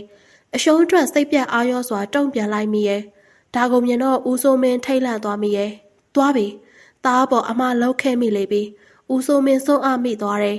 အာကိုတကြီးဖန်ဆုပ်ကင်လာတဲ့လက်ကလေးတွေကိုမေ့လျော့စွာနဲ့သတိမပြုခဲ့သားလို့အကြိမ်ကြိမ်ခါအော်ခေါ်နေတဲ့ဦးစိုးမင်းအတန်တို့ဟာတဖြည်းဖြည်းကွန့်အပ်တုံရီလာလေတော့တယ်ဒါပေမဲ့သားဖြစ်သူမှနာကျင်စွာငိုနေရှာတယ်မထီရမကရက်ဖြစ်ကဦးစိုးမင်းကြေကွဲစွာနဲ့ဝမ်းနေမိနေတယ်အမောင်တို့ထဲမှာမင်းနန္ဒငိုနေရှာတယ်အမောင်တွေအလင်းကိုရှာရန်သူ့မှာအားမရှိတော့ရက်တို့သည်နှစ်ရှည်လာညောင်အတိတ်တွေထက်ကကြော်ကဖြတ်ကဖြစ်ကုံဆုံးလာခဲ့တယ်နှစ်ကိုရက်စားရင်အချိန်သည်လာပေါင်းများစွာပြေလို့လာပေါင်းများစွာအလင်းပြောက်ွယ်ကမဲနန္ဒာကိုအမောင်တို့အကျဉ်းထောင်မှထွက်ခွာခွင့်မပေးသေးချေအိမ်ကျမ်းပြင်ထက်မှဖန်ခွက်တို့တစားစီလွင့်စင်ကွဲထွက်ကုန်နေတယ်။သွားကွာသွားငါနာဘသူမှမလာနဲ့မဲနန္ဒထုံးစံတိုင်းပောက်ကွဲနေလေပြီအလုသမားတွေလည်းခေါင်းကုပ်မဲရှုပ်လုပ်နေရမှတပါဘာမှမတတ်နိုင်ဒီအချိန်မိမပြိုတယောက်မဲနန္ဒရှိရာလှမ်းလျှောက်လာခဲ့တဲ့ရဲဝင်းနဲ့ခြေလန်းစူးရှတဲ့မြုပ်ကိုခနဲ့တဲ့ပုံပန်းသွင်းမြင်ရှိရဲ့နှက်ခမ်းစားတို့နဲ့အမျိုးသမီးလက်တွင်လည်းဖန်ခွက်တစ်ခုကိုကင်ထားလေသည်ဘယ်နဲ့လဲကောင်းလေမင်းခုတော့ငါးလက်နဲ့တေးသေးချာချာကိုတပ်ပေးရတော့မှာပါလားရှော့ဒါလေးတောက်လိုက်နော်ဟမ်နေဝိုင်းချိုချိုမင်းမင်းအားအစိတ်ခွက်တိုက်ကလက်စသက်တပ်ဖြစ်ဖို့ကြိုးစားနေရမှဖောင်းကနေရိုက်ပုတ်ချခံလိုက်ရတာကြောင့်ဒေါသအရှိန်ပြင်းကမိတောင်မတက်ရှိရဲ့မျက်ဝန်းတစုံတို့နဲ့ပြန်ကြည့်လေတယ်လူငယ်အရွယ်ကလေးမလေးတယောက်ဟေးမင်းဘသူလဲကလေးမကျမဘသူလဲဆိုတာတက်ရှင်းဟောဘသူလဲပြောအောင်မနေရမြလာစမ်းကောင်မရှင်ရှိတလန်တိုးမလာနဲ့နော်ဟောဒီမှာကျမကင်လာတာတမျှခုနကတနာလို့အဲ့ရုံမာတဲ့လက်ကိုမဖြတ်လိုက်တာဝိုင်းချိုချိုအန်းအားသင့်စွာရှက်နေမိရဲ့ရှေ့လဲမတုံးမီဓားကင်ထားတဲ့လက်ကြောင့်ခတ်ဆော့စွာကောက်မလေးကြောင့်ဝိုင်းချိုချိုအနှဲငယ်တော်သွားတယ်ဒါပေမဲ့ဝိုင်းဆိုတဲ့မိန်းမကလူတကာကိုမူးရစ်သွားစေပြီးလိုရာကိုကြိုးဆွဲနိုင်တဲ့မိန်းမမဟုတ်လားအခုလိုတငယ်နဲ့စားကလေးမကိုဝိုင်းကြောက်နေမိရဲ့ဝိုင်းရဲ့တမိုင်းရိုင်းသွားတော့မှာပေါ့ဝိုင်းအကြံထုတ်လိုက်ကကလေးမနာတော့ဝိုင်းကတ်သွားလေတယ်ဂူးငယ်မျက်စိကိုရှင်းရှင်းထားကမိမရှုံးမကိုကြည့်နေမိရဲ့သူ့အနာကပ်လာကဂူးငယ်လက်ကိုလိန်ချိုးဖို့ကြိုးစားလာတယ်ဒါကြောင့်ဂူးငယ်လည်းတစ်ချက်ဝေးရှောင်းကဝိုင်းချိုချိုဆိုတဲ့မိမကြောကုန်းကိုလက်ဝါးဆောင်နဲ့ရိုက်ထည့်လိုက်တယ်မိမနှစ်ဦးရောင်ပွဲဟာအကျိတ်အနေပါနောက်ဆုံးတော့ဂူးငယ်လက်နဲ့ဓမြောင်ကိုကစားလိုက်ကဝိုင်းချိုချိုဆိုတဲ့မိမရှုံးမလက်ဘွားတစ်ပတ်ကိုထိုးဆိုင်လိုက်တယ်နှစ်သိမ့်မယ်ကြောက်စရာကောင်းလို့နဲ့မျက်ဝန်းအစုံနဲ့တမင်လဲပြန်ကြည့်ကဝိုင်းချိုချိုဆိုတဲ့မိမပြန်သွားတယ်ဒါမျိုးသာဖြစ်ရလိမ့်မယ်ဂူးငယ်ချစ်တဲ့ဒေါက်တာအတွက်ဂူးငယ်ကာကွယ်ပေးရမယ်ဒါကြောင့်လဲဂူးငယ်နှုတ်ပြိုချုံမောခဲ့တော့ကိုဒေါက်တာကိုလိုက်ရှာစုံစမ်းရင်ပြန်လဲရှာတွေ့ခဲ့မိရဲ့ရုံးမလုံးနဲ့ဝိုင်းချိုချိုကြောင့်ဂူးငယ်တငယ်ချင်းတယောက်နစ်နာခဲ့ရမှာကိုဒေါက်တာအကြောင်းကိုပါဂူးငယ်သိခဲ့ရတယ်အကြံပတ်ဆက်လုံးကလူဖြစ်ရှုံးခဲ့ရတဲ့အထိရက်ဆက်ခဲ့တဲ့လူယုံမလက်ထဲမှာ ကူးငယ်ကိုဒေါက်တာကိုကာကွယ်ပေးရမယ်အခုချိန်တော့ကိုဒေါက်တာလို့မဆိုနိုင်တော့မဲနဲ့တန်းတန်းသောနှက်ခမ်းမွေးပတိုင်းမွေးထုလက်ပြစ်ဖြစ်နေတဲ့လူဆိုးဒေါက်တာလို့သာခေါ်ရပေတော့မယ်ကူးငယ်ဒေါက်တာနာမျက်နှာလေးကိုငေးကကြည့်ရင်ရှောက်သွားမိရဲ့မျက်ဝန်းတုံမှာမှားရင်ညို့နေလေတယ်လှုပ်ရှားမှုမရှိရဲ့ရင်ဘတ်စုံကြောက်လဲကူးငယ်ဘဲဘက်ရင်ဘတ်တနေရာမှာချွေရသူသိမ့်ပိုက်ကျူးကျော်ခဲ့ဘူးသောနှလုံးသားလေးသည်စိုးရင်တကြီးတုန်ခါလာတယ်ကိုဒေါက်တာရဲ့ဒေါက်တာဖြစ်ပြီးဘာလို့ကိုယ်တိုင်ကြနေကောက်မနေမိရလဲအခုကိုဒေါက်တာနှလုံးသားရောအေးပတ်လို့အချစ်ဖြားဝင်နေမိသေးလားကူးငယ်လေကိုဒေါက်တာနှလုံးသားကိုစကားပြောတတ်လာအောင်သင်ပေးဖို့ကူးငယ်လာခဲ့ပြီနော်ဒီလိုဆိုတော့ခုံလေးထက်မှာထိုင်နေမိရဲ့မဲနန္တာကိုကလေးမှာစက်ကနေတုံးကားသွားတယ်နူးညံ့ညံ့သာပျော့ပြောင်းသောအထီးတွေးတစုံကြောင့်ပါကူးငယ်ချေနှင်းငယ်များတွန်းဆုပ်ခြင်းမရှိချစ်ခဲရသူအနာကိုတိုးကပ်သွားမိရဲ့ဖွေးဥနုနေသောလက်ဖမိုးလေးကိုကူးငယ်တရွတရတမျက်တနိုးစုပ်ကင်လိုက်မိရဲ့လက်တစ်ချက်နောက်ကိုတွန်းကနေဖြတ်သွားတယ်ကူးငယ်ဖမ်းဆုံးလိုက်မိပြန်တယ်ဒီတော့ဘသူလဲတဲ့ကူးငယ်လက်ကလေးနှစ်ဖက်ကိုကူးငယ်မျက်နှာလေးပေါ်သို့တွင်ပေးထားလိုက်မိရဲ့ဘသူလဲဘသူလဲအတန်လေးတွေတုံခါလှိုင်းမောနေလေပြီသွေးတို့မရှိတဲ့တိုင်အောင်ဖြူဖြောနေသောလက်ဖွားပြင်လေးသည်ကူးငယ်ပါလေးတွေကိုရှိုက်ငယ်လိုက်ဖို့စွာဖြင့်ကင်ထားစေပါကူးလေးလားရဲ့ကူးငယ်လက်ကလေးကိုစုပ်ကင်ထားမိရဲ့လက်ဖွားလေးအားဖြန့်လိုက်ကလက်ဖွားလေးပေါ်တွင်စာလေးရေးပြမိရဲ့ကိုဒေါက်တာကိုချစ်မိခဲ့တဲ့ကူးလေးလို့တဲ့မျက်နှာလေးပြုံးလာရှာတယ်ငိုပြန်တယ်ရှီလိုက်ငိုလိုက်စက်ကူမကူကြမှာကူးငယ်ကိုချစ်တဲ့အခြေအရေးအငွေ့သက်တို့ကိုလည်းခံစားလိုက်ရတယ်ကူးငယ်ကိုချစ်လားလက်ဖွားလေးထက်ကူးငယ်စာရေးပြမိရဲ့ချစ်တာပေါ့ကူးလေးကိုမျှော်နေရဘာလို့လဲမျှော်နေရတာနဲ့ကူးလေးကိုဘာလို့မရှာခိုင်းတာလဲအကန်းထားရဲ့ချစ်သူမင်းကလေးဖြစ်မဖြစ်စေချင်လို့ပေါ့ကူးလေးကကိုနဲ့မထိုက်တောင်လေမဟုတ်ဘူးလားကူးငယ်ဘဝဒီဟာကိုလူစိုးရေးအတွက်ပါကူးငယ်ပွေကဖတ်ထားလိုက်မိရဲ့နှစ်ချိုက်သဘောကျလွန်းစွာပါးပြင်တန်းရှာလေးကိုနမ်းမွေလိုက်မိရဲ့တစ်ချက်ပြုံးတယ်တစ်ချက်ထက်ရည်တယ်ချစ်လို့ရှိရဲ့အပြုံးနဲ့သာချစ်ရသူပြုံးတွေကရင်ကိုတိုးလို့ခုံလာစေတယ်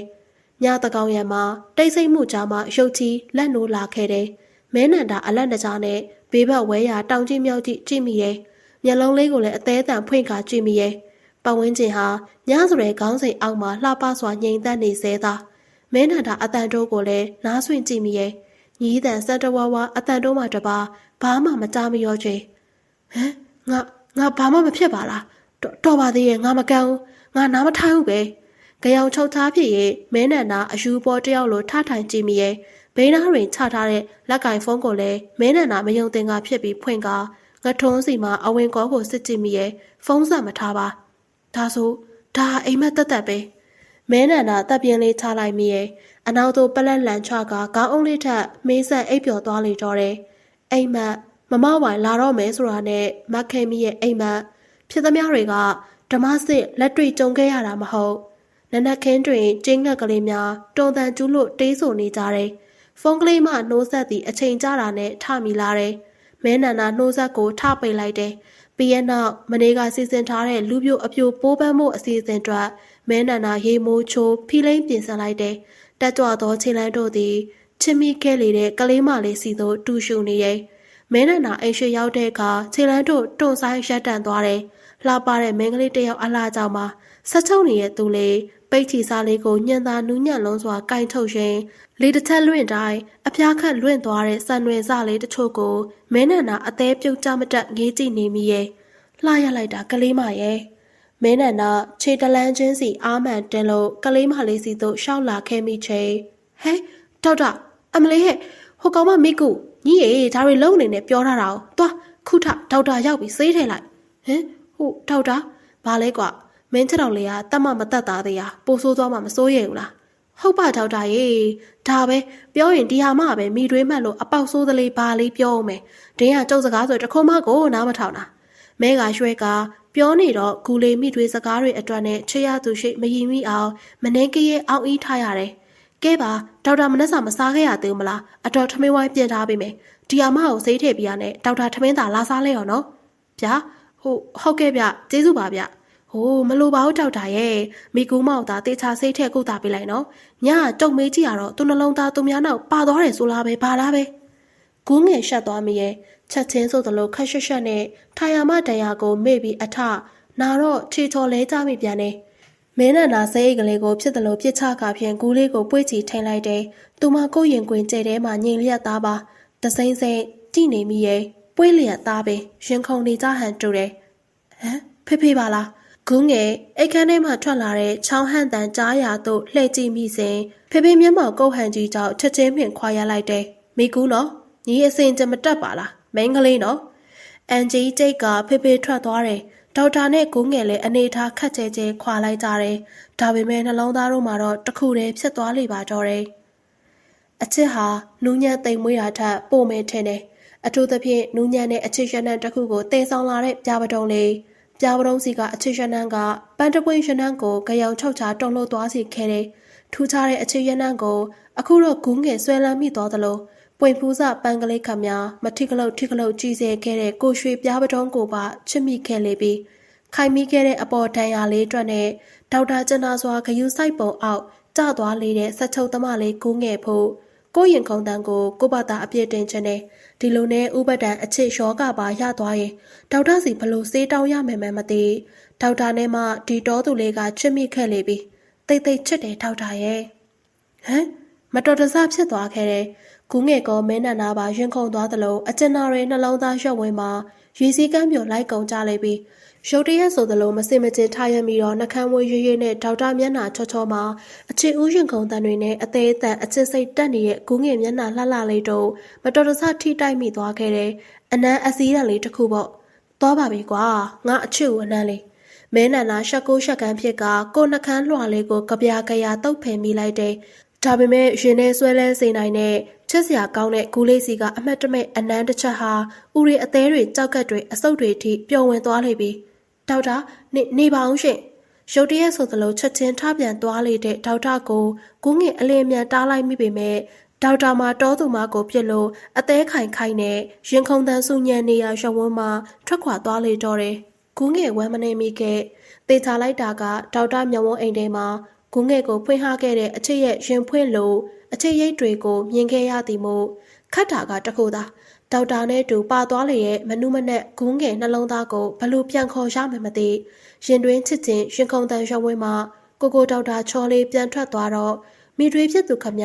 ခတ်ထောင်းမောင်းနေစူးစူးဝါးဝါဟူတဝါနဲ့အနားကိုထမေဝင့်ရင်ရောက်ချလာတယ်စူလိုက်အောင်မယ်ဟဲ့မိကိုဒေါက်တာလေးရောပြန်သွားပါပဲခုနကပဲဘာဟာအော်လိုက်တာဟဲ့အော်ရမယ်ညီအဲ့လောက်တောင်300သလားအေးတကယ်တည်းတော့ဟေးမင်းပြောနေဆိုနေရတဲ့အခုတိတ်ဘာလဲကွာငါသမီးကိုများမင်းကရောင်းကုန်များမှတ်နေရလားဟမ်ဟိုးရှင်ရလဲတမဒီမှာကျုပ်ကတော့သမီးရှေ့ရေးဖြစ်တွေးပေးစလို့အားရအချိန်ပေးလုံနေရတော့ဒါကိုရှင်တရက်လုံးအမားတွေပြောပြီးဆွဆွဲစရာမလိုဘူးတော်လို့ဒါပဲဖေဘာမှအဆက်မပြောတော့သမီးကိုတဝင်းတိုးရှိတ်တန်းနေသောအကြည့်တွေနဲ့အခန်းထဲဝင်သွားတယ်ကဲဟဲ့အတော့ဘာလို့လို့ရိုက်တာလဲလို့ညီအတိုင်းမနေနဲ့လေလာခဲ့အားရတုံးတဲ့ဟာမှပကံတွေလာကူဆွေးလက်ဟုတ်ကဲ့ပါလို့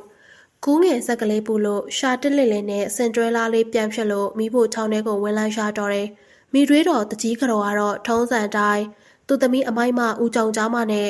အဝဇန်းရွှင်လေဖန်းဒန်းစီအတင်းတုံနေလေရဲ့တခါတလေအိမ်မက်ထဲကအရာတွေကအပြင်မှာတကယ်ဖြစ်တတ်တယ်ဆိုတော့မယုံကြည်နိုင်ခဲ့မူမမှန်လုံးစွာခုံနေတဲ့နှလုံးသားကိုလမ်းမထက်လွင်းစင်ကြမသွားအောင်မင်းနဲ့နာပြုံးရဖိအုပ်ရင်ပြန်လာခဲ့မိရဲ့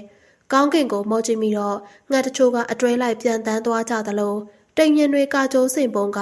မင်းနဲ့နာကိုပူတိုးလို့အဆက်ပိုစီတယ်ဒီလောက်နဲ့မပြီးမင်းနဲ့နာနှလုံးသားကိုလေးပြေးအေးကပြုံးလို့လက်ခုပ်တီးဂုံပြူသွားသလိုအိမ်ကနွားကြီးကဝမ်းပဲအော်လို့ကြည့်မိတော့ပြုံးပြနေသလားအောင်းမိရတယ်အရေးတဲ့ထရွက်တဲပေါ်ကကိုရွှေချက်ဖကကိန်းကြီးခန်းကြီးဟန်ပန်ထုတ်လို့မဲနန္ဒာချက်တွေကိုအတိမတ်ပြုထောပနာပြုပေးနေသလားအောက်မေ့လိုက်ရသည်မဲနန္ဒာအတွက်အရာရာဟာအသက်ဝင်နေခဲ့တယ်လက်ဘဝနှစ်ဖက်နဲ့ဦးကောင်းထက်ကစံစားထုတ်ကိုတိမ်ကျုံပင့်တင်လိုက်ကခတ်ထွေထွေလေးလှုပ်ပြီးပြုံးလိုက်မိရဲ့ဟုတ်ပြီရဲ့မဲနန္ဒာတခါမှမကြုံမတွေ့မခံစားဖူးခဲ့တဲ့အချစ်ဦးရဲ့အနမ်းမမှုတို့ကြောင့်နှလုံးစုံပြုတ်ကြမတတ်အချစ်ဦးအတွက်ခက်ယူခတ်မမှုရင်ခုန်နေမိတော့တယ်ဒီအချိန်လေးပြေးလာပြီးနောက်ရောက်လာလေတဲ့မုံတိုင်းမင်းနန္ဒာအနာကနေမင်းကလေးတအူဖြတ်လျှောက်သွားတယ်တပြိုင်နက်တည်းဆိုသလိုမင်းနန္ဒာဖုန်းလဲထမိလာတယ်ဟ ဟယ်လိုအမိတ်ရှိပါအေးရှိရပါကွာ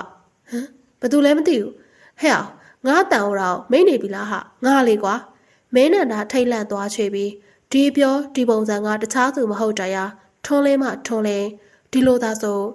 အော်အင်းငါထွန်းဟာမင်းရလေကွာဖြေတဲ့အတန်တွေကအေးဆက်ပါလားဘာပဲဖြစ်ဖြစ်ကွာငါအခုမြမပြည်ပြန်လာတော့မလို့ဟဲ့ဘလို့မင်းရလေဘာလဲငါပြန်လာလို့အားတက်သွားလားမင်းနောက်ထပ်ကိုအားတက်သွားစေရမယ်အခုပဲတော်တော်ကိုမင်းရှိတဲ့နေရာကိုမေးပြီးတော့ငါကားနဲ့ဓာတ်ရဲ့မောင်းလာနေပြီကိုကောင်ရေ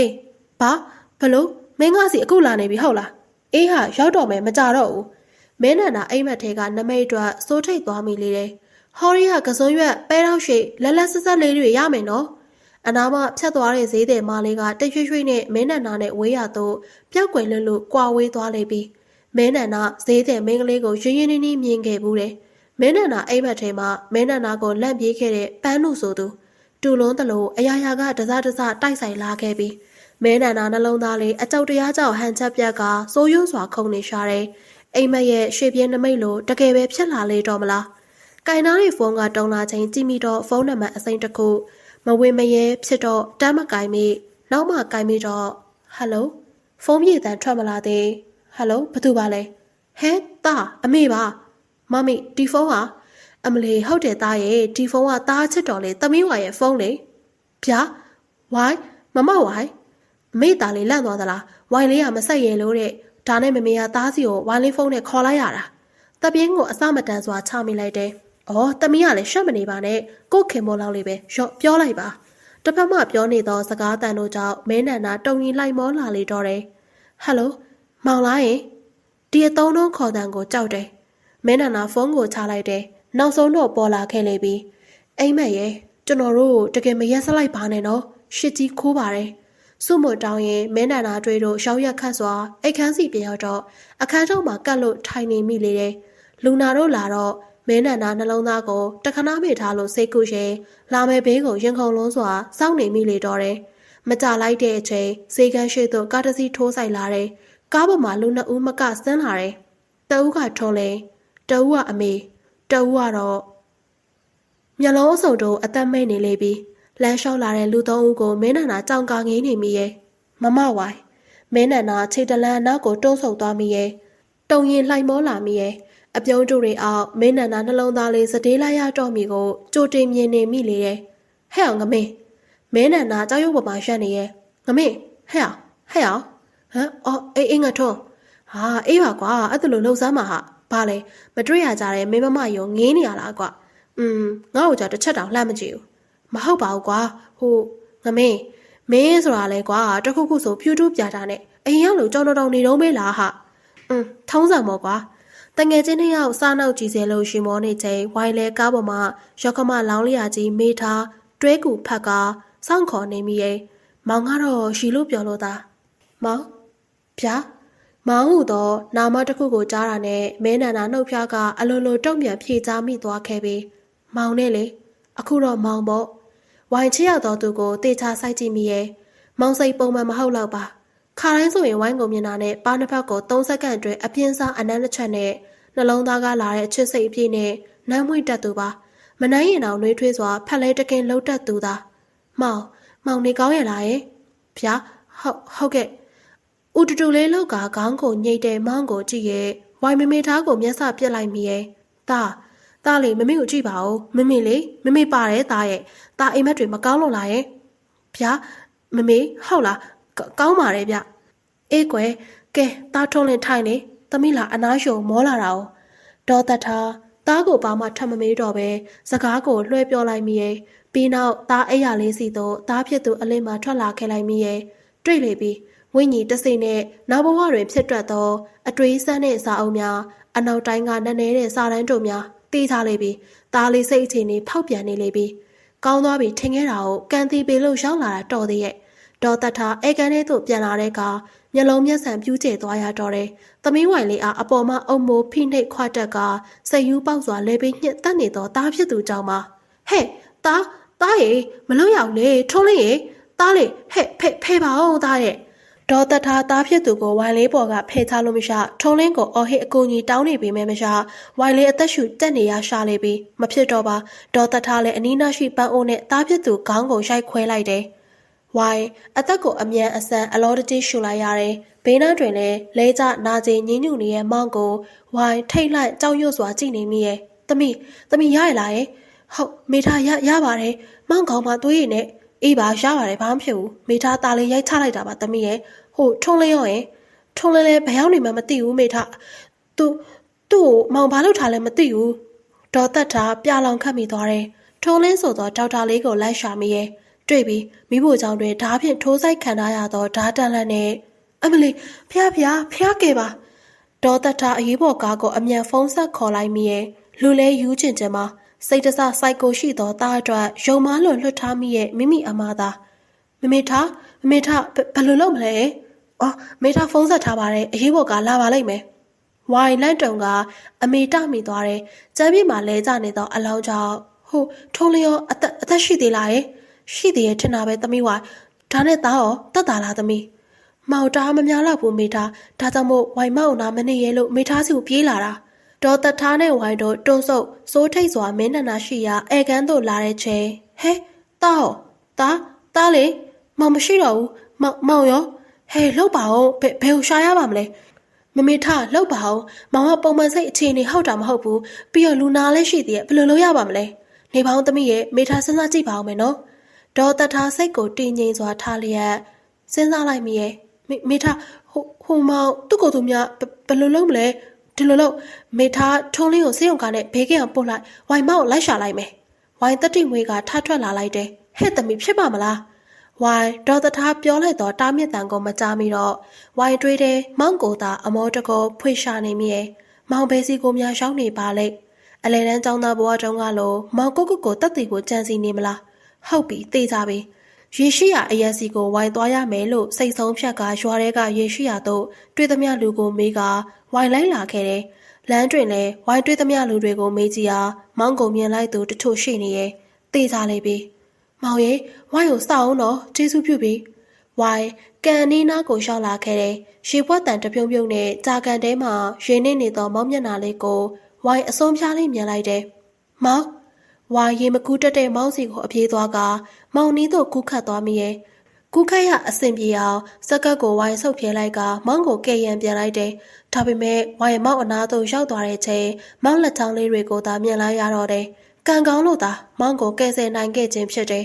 လေးလံနဲ့မောင်ကိုကြီးကိုဝိုင်အားပြုတည်ယူဆွဲကကန်ထဲမှာဆဲထုတ်လိုက်တယ်မောင်အသက်ရှူနေသေးရဲ့ဝိုင်ချက်ချင်းဆိုသလိုမောင်နှကန်းပြားလေးကိုဝိုင်နှကန်းသားလေးဖြင့်တိတ်တိမှုတ်သွင်းလို့အောက်ဆီဂျင်ရအောင်ပြင်လိုက်မိရဲ့ပြီးကမှမောင်နှလုံးထက်မျောလင့်တကြီးအချိန်ချင်းဖိနှိပ်ပေးမိတော့တယ်ဝိုင်တကူလုံးလဲရွှဲနေနေရဲ့ဝိုင်မောင်ကိုနှကန်းချင်းတိတ်ထိကလေးမှုတ်သွင်းရဲခါစူးစားတော့ရွှေတို့ကိုအန်ထုတ်ပြီးနောက်မောင်တတိဟလို့ဝိုင်ပြောရပေမဲ့လူကိုစိုက်ကြည့်ကနမ်းလေသူမောင်တိတ်ဆိုးပါတယ်အနမ်းခံနေရခိုင်ဝိုင်ပါထက်မှာမျက်ရည်စက်တို့စီးကြနေတော့တယ်ဝိုင်မောင်ကိုတိတ်ချစ်ပါတယ်ဒီလိုဆိုတော့ဖြူစင်းတဲ့ရင်ကုန်တန်တွေကိုရှင်နဲ့သိမ်းဆဲလို့အပြေးလာခဲ့တဲ့ဂုံးငယ်ငူမမှန်တဲ့ဖြစ်ရက်ကိုသိရတော့လူတချို့နဲ့တူဂုံးငယ်ရောက်သွားမိရာကကြာကန်တပေကအတွေ့ချက်လွန်းစွာနန်းနေရာကိုကောင်းကောင်းမြင်ရတဲ့နေရာမှာရောက်နေခဲ့ရတဲ့အဖြစ်ရက်ဆက်လိုက်တာတောက်တာရဲ့ပူပြင်းလို့နဲ့နေရအောင်အသေးခွဲလှန်တန်တန်းလန့်နဲ့ချမိခဲ့တဲ့အချစ်ဦးကိုကြောခိုင်းလို့ပြေးထွက်ခဲ့မိရဲ့တရိပ်ရိပ်ပျောက်ကွယ်သွားတဲ့ခြေလန်းတန်ပျောက်သွားချိန်မင်းနန္ဒာယူမှုလုံးစွာနန်းနေရာကရက်တက်လိုက်မိရဲ့